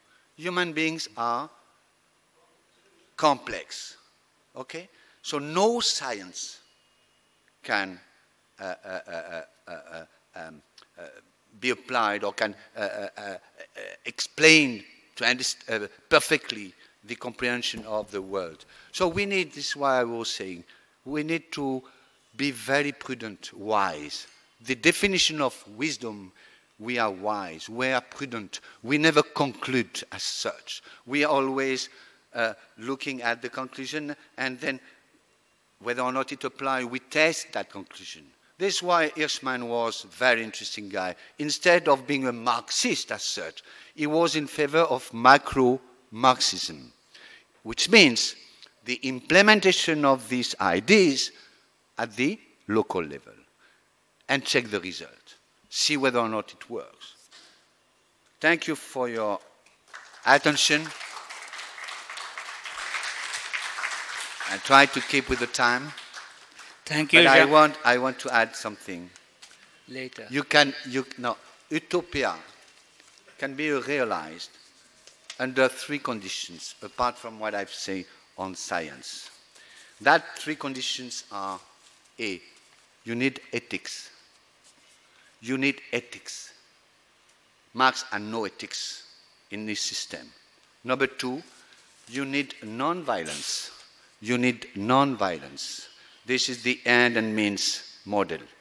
If you use violence, you will get violence in your system. And three, you need to respect nature. Not only human, but nature. Why? Because human beings are living in the same planet as the nature. So, provided you follow the three principles, which are close to Gandhi to a certain extent, and to someone which was never referred by Marx, John Ruskin.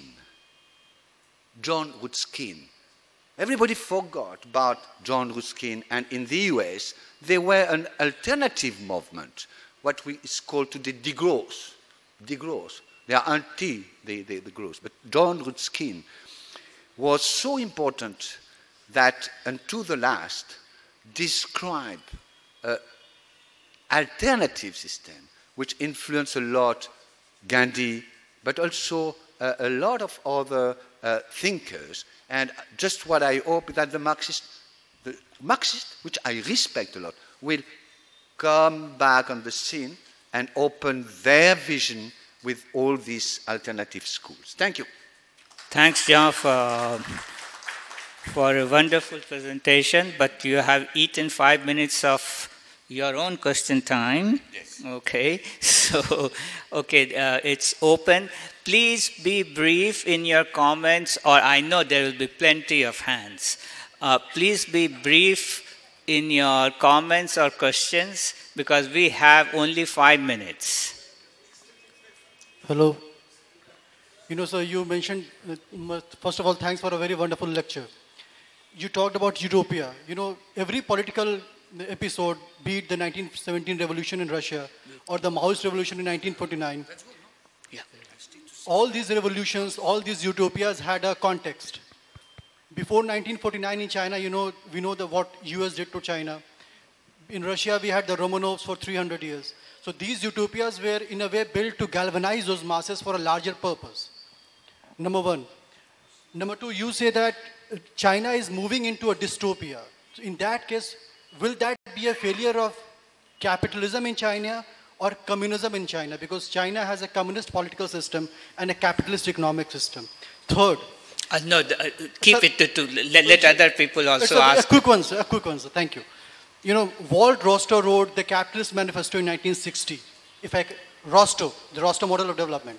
He wrote a book called The Capitalist Manifesto in 1960, if I remember correctly.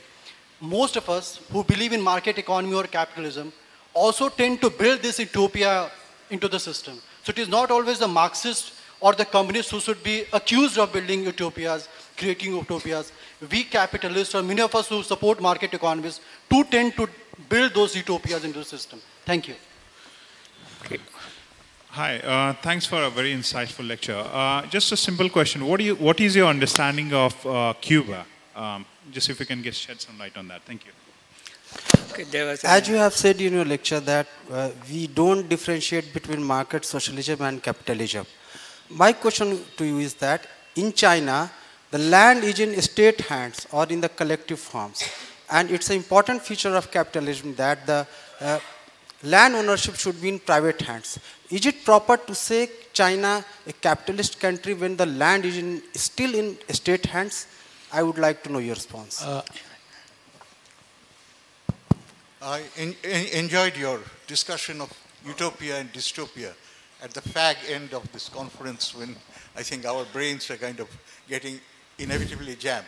Now, when you refer to Aldous Huxley, I presume you were referring to Brave New World. Yeah, Brave New World. Which is a kind of satire, if you like, of what the state can become.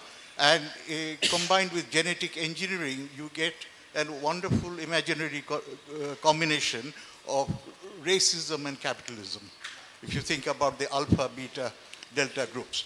Now, Huxley had another novel called Island, which also paints a kind of utopia. It's not as structured and totalitarian as Brave New World, but it is one where, people are in unison, they listen to the Brandenburg Concerto, they talk about the Bhagavad Gita, and this wonderful world goes on until suddenly one morning an oil ship arrives. What were you trying to imply? That all utopias would end up in that way? Yeah. Okay, see, we cannot take any more questions. You're raising your hand too late. We have a... For you. Just about China, that stupid dichotomy between is a capitalist or is not a capitalist. Is India a capitalist country? No. So capitalism just a kind of mechanism which have some weight some role, some place at the world level, but not only being capitalist. So we have cooperative today. 20% of the French economy is under the regime of cooperative, which means the non-profit organization, etc., etc. Maybe the most capitalist in the true sense can be the US, but as you know, since that excellent reading of Polanyi, the book of Polanyi, that kind of capitalism cannot exist just because there is a Protestantism ethic behind. No, it's not Polanyi, it's Weber. So about China, forget. The land belongs to the state, clearly. It is just a state capitalism, and maybe it's the more Orwellian country today, I can tell you, because one of my daughters lives there, you are under surveillance in a much, much more totalitarian situation compared to the US, where, God, the freedom are not the best. And it was just Cuba. Cuba is animal farm, like Nepal, except that the animal farm is a model, and the reality never sticks to the model. So it's a variant of the model, but if you have been to Cuba, you can see that a very strange country. You cannot say that it's happiness everywhere, that the economic system is efficient, etc. You got exactly what that stupid guy, George Orwell, described in 1913. So what I hope, at least, is that we will be able, because we are convinced that the capitalist system has pathology, that we know. Okay? Thanks. We absolutely agree on that. So just what I hope that from the utopia you have, and we all need utopia, then you come back to ideology, because we need ideology. Forget about ideology is not bad by itself, but that ideology has to be very pragmatic and based on rational science. That's what we need. Thanks, Jan. Okay, thank you very much. We finished. Thanks. I was... No. We need to... Thank you, Professor Boileau and Professor Sinha. We're sorry we are rushing a little Never bit. be sorry. We have a Skype lecture later on, which is why the next lecture is going to be only the speaker for about 35 minutes, and I request everyone to just engage with your questions and discussions at dinner. The next lecture is in memory of Kozo Uno. Kozo Uno based his works on a rigorously Hegelian readings of Marx's Capital. This led him to his well-known conclusion that Marxian analysis had to be conducted at 3 separate levels: the pure theory of capital, freed from the complications of history, highly abstract exercise in dialectical logic, the basic core dynamics of capitalist economy. Uno and his followers have come in for criticism from the wider Marxist tradition for insisting on this separation: principles of political economy, theory of a purely capitalist society. This lecture is titled Marx and Asia. How did Asia reshape Marx's conception of revolution and history? And will be delivered by Professor Lin Chun. Can I please request our speaker to come on stage? This lecture will be chaired by Professor Kipton Jensen. Can I request our chair to please come on stage?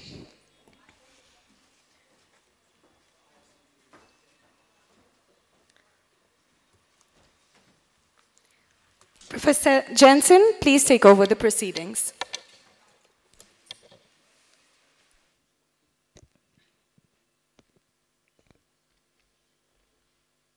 Hello. Our penultimate lecture will be presented by Professor Lin, who received her doctorate at Cambridge University. She presently teaches at the London School of Economics and publishes in both English and Chinese. Her research interests are in historical sociology, political economy, and social theory. She's the author of The British New Left, The Transformation of Chinese Socialism, Reflections on China's Reform Trajectory, and China and Global Capitalism. In the interest of time, because we must, because of a scheduled address, conclude our session punctually at 6 o'clock. Professor Lin? Okay. Can I just say that I know time is tight, but I have to say this. I'm an associate professor, not professor. I mean, I took a full professorship from the New York University 10 years ago, but I decided to return to the London School of Economics, where I'm an associate professor. And I emailed the conference organizers about this, but it must be too late for them to make corrections. And the first thing I told Professor Desai on my arrival was that there was an error in the program. And he says, who cares? You are a professor. But anyway, I'm glad that I have a chance to correct this. And thank you. So, should I go there? Yes, please.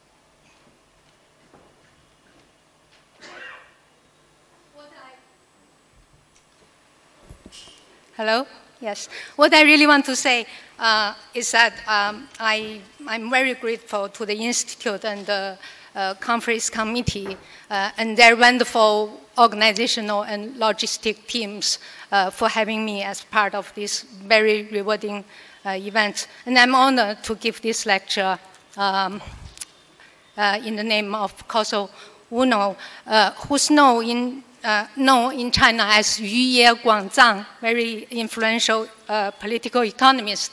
And it is indeed in the Wuno tradition of combining or tying political economy and historical movement. I'm trying to do a re-examination of Marx's conception of Asia.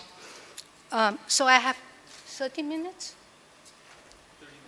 Okay, so what I'm going to do is that Asia, I want to focus on China and India following Marx. That was his focus, so excluding Japan, because for Marx, Japan was even more feudal than European feudal countries. So in other words, it was less Asian than its regional neighbors.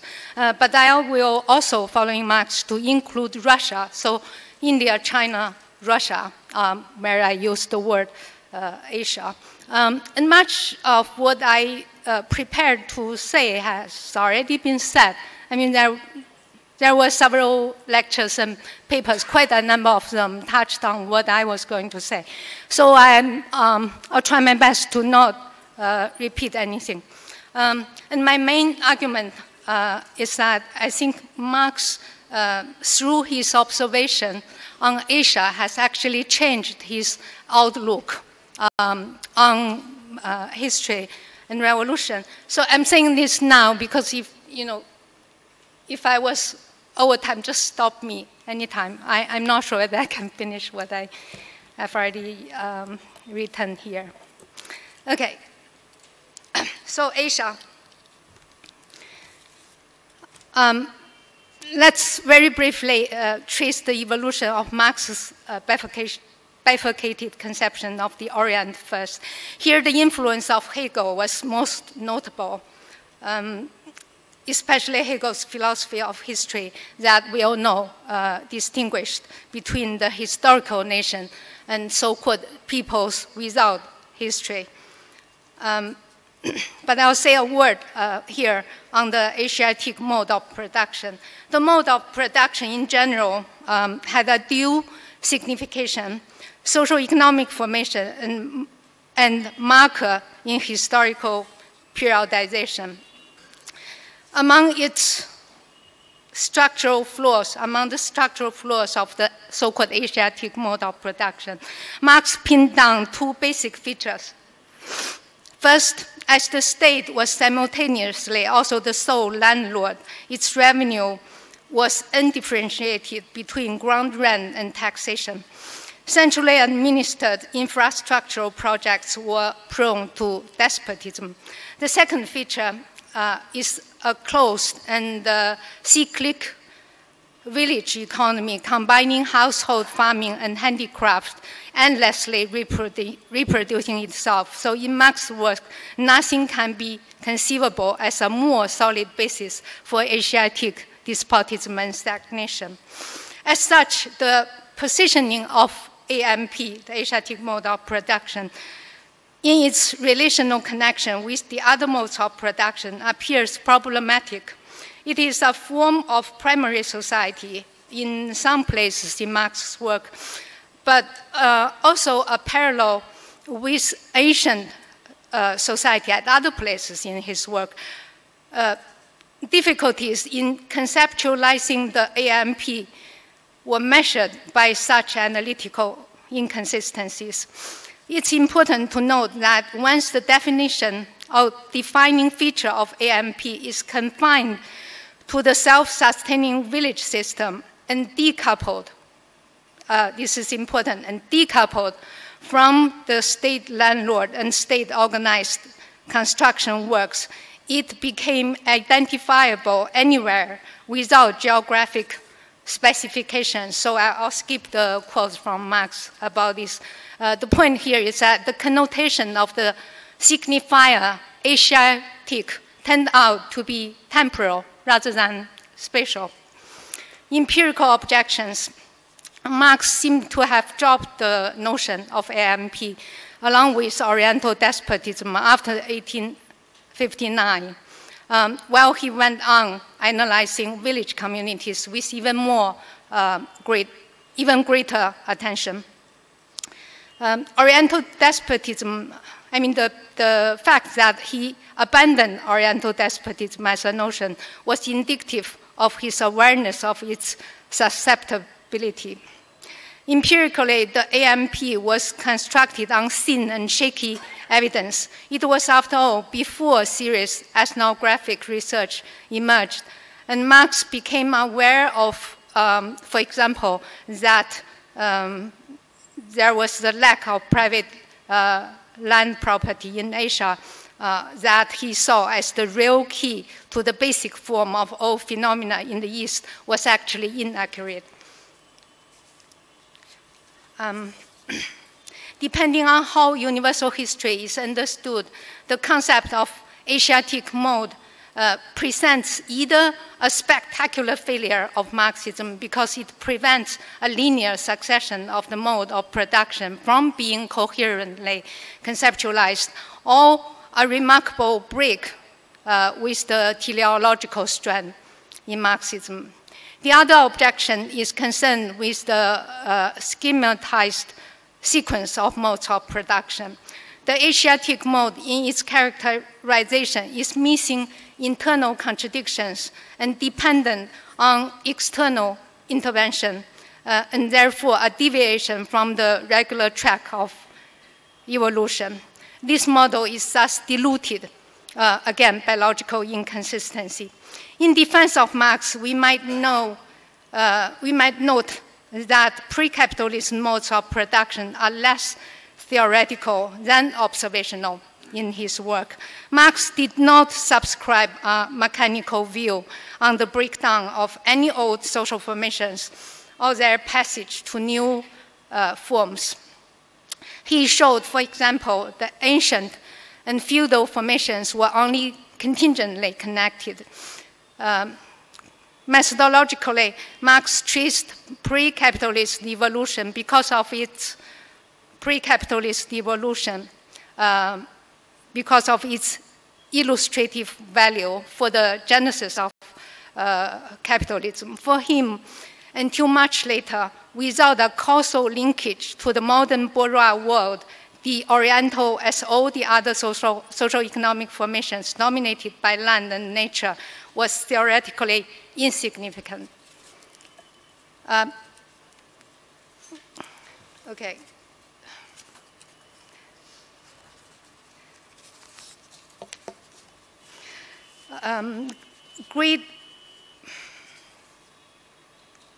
Sorry, I got my pages wrong.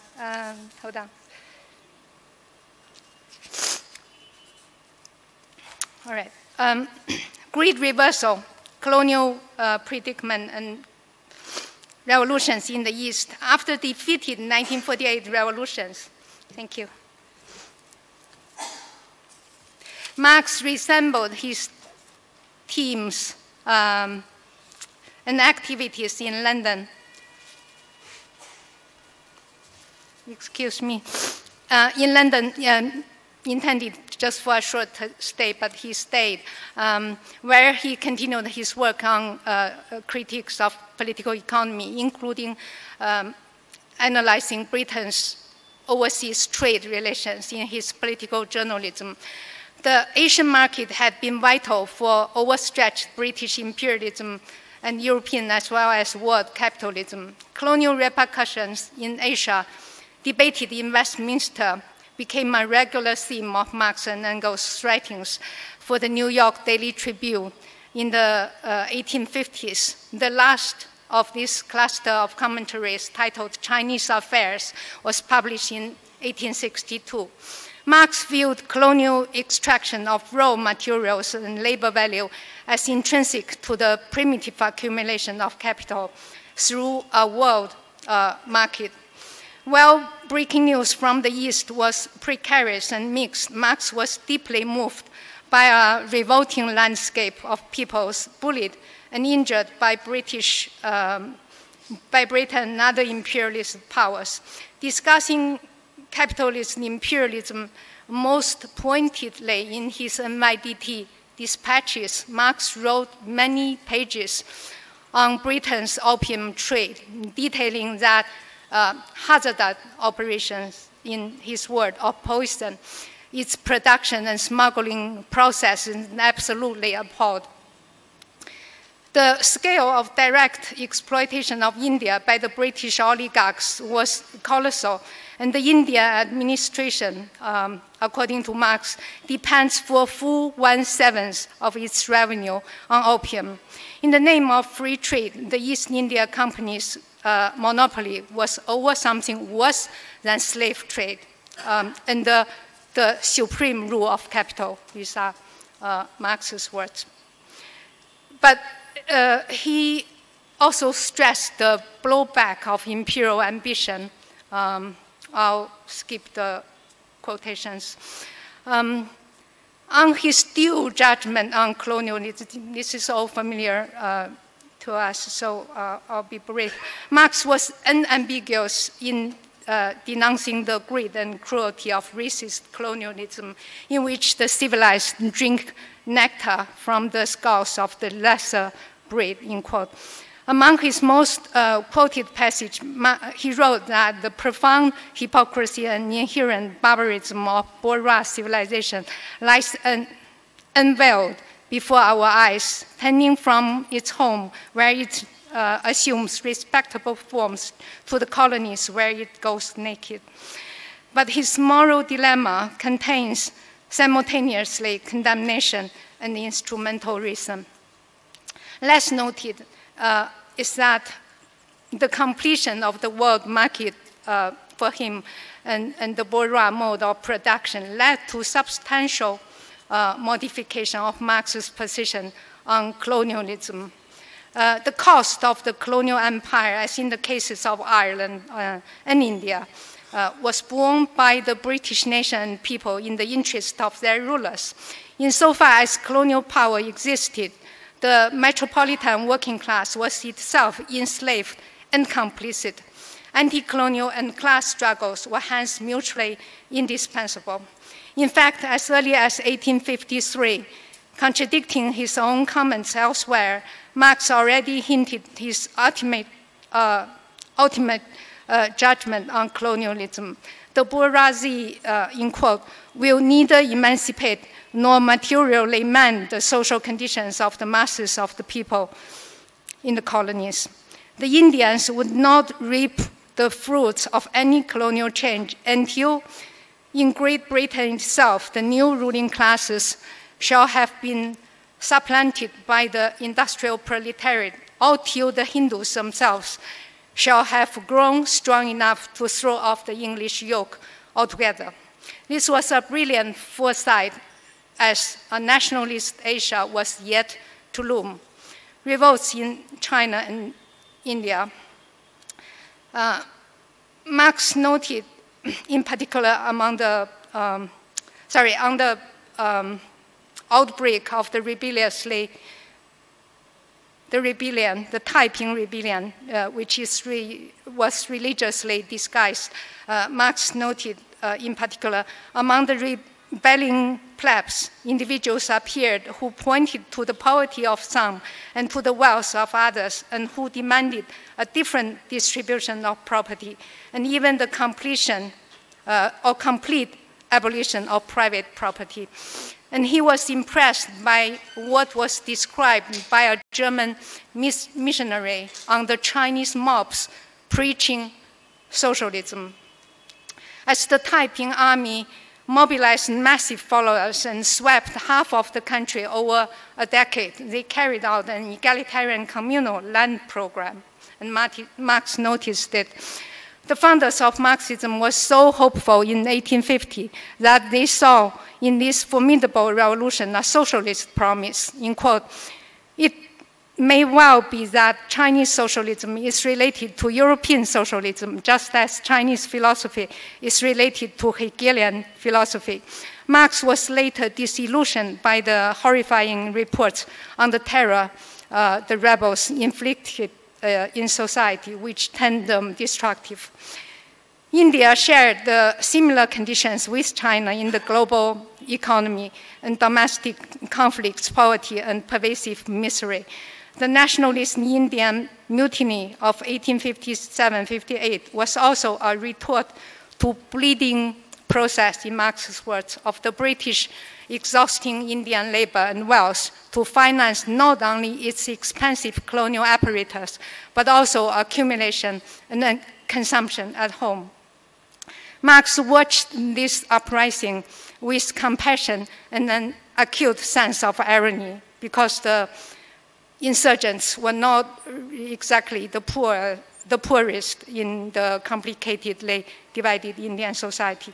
In a series of MIDT articles, he offered detailed reportage and confirmed the mutiny as a national revolt in nature, as it incited many mutinies, both within the army and civilian population. Marx and Engels defended the national insurrection, asking, in quote, whether a people are not justified in attempting to expel the foreign conquerors who have so abused their subjects in cold blood.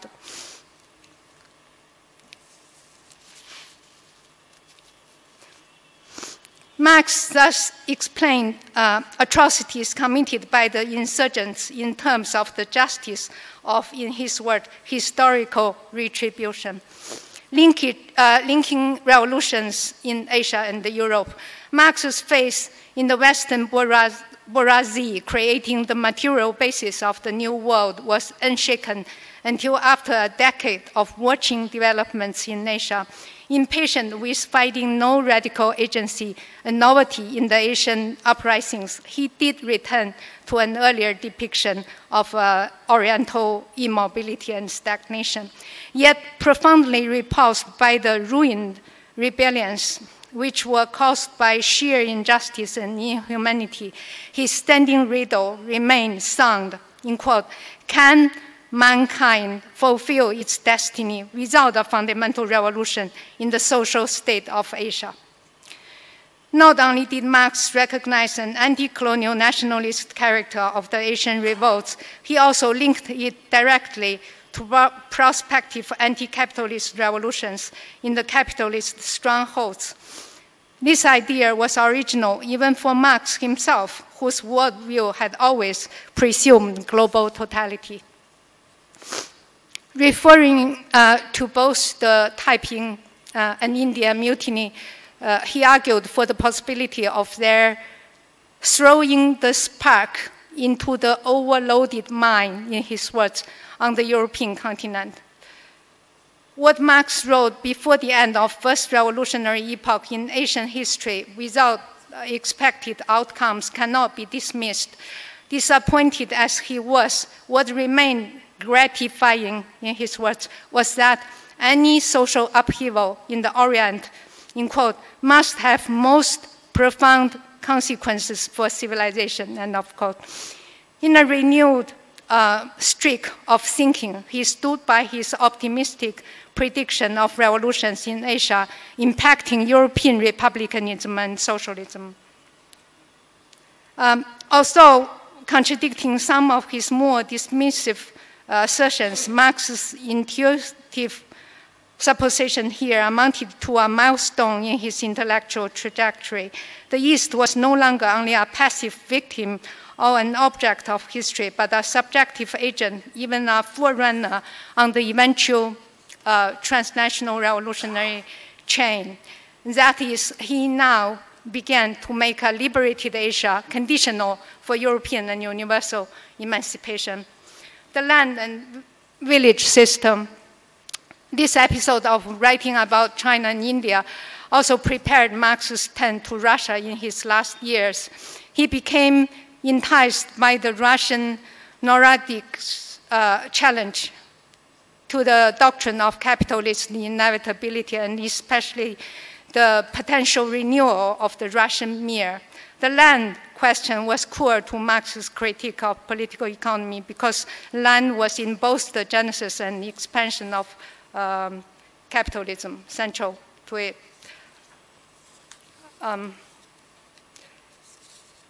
Okay, a word about the village community. Marx classified primitive societies. Okay, it's much better than primitive societies into various stages. The primary, secondary, tertiary types of the village community, and emphasized the surviving practice of redistributing the land at fixed intervals like in Russia. Not only did this form allow private homestead while preserving shared use of common properties among the natural members, tribal society could also be democratic, as he believed. Wherever the members were entitled to a real degree of egalitarianism, in his word, it would have made Proudhon shudder. The Russian mir appeared to have survived the 1861 reform. And in Marx's view, the mir had then grown out of an archaic prototype of tribal kinship and attained a level of individualization. This dualism of both public and private incentives could be a basis for the pursuit of collective labor and the mechanized economy of scale. The problem of isolated existence of communal unit could be overcome by making peasant assembly the governing institution. Coexisting with more advanced production in the West, such communes could appropriate capitalism material and technological achievement without bowing to its modus operandi.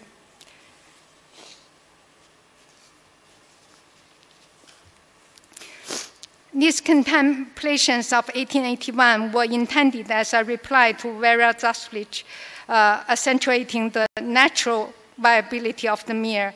It may, in quote, it may become the direct starting point of the economic system toward which modern society is tending.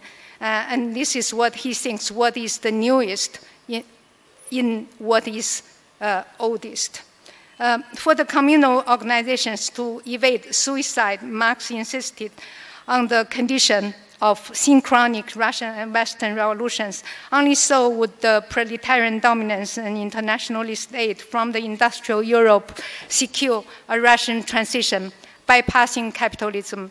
In their 1888 preface to the Russian edition of the Communist Manifesto, Marx and Engels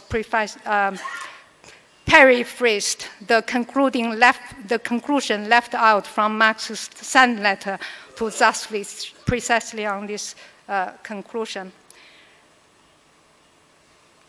Theoretically, it doesn't matter if the mir actually had neither ancient roots nor a collective tradition, as some researchers argue, if capitalist relations had already penetrated rural Russia in the late 19th century, as Marx feared and Lenin maintained, and if the turn of events dashed any hope as the 1877 Russo-Turkish War ended with Russian victory rather than defeat to stimulate a revolution. At stake is Marx's new vista of the possibility of a backward East to lead the way in a global communist transformation. How long do I have? 5 minutes, okay. I think I'll just skip the stuff here. I'll come to the conclusion.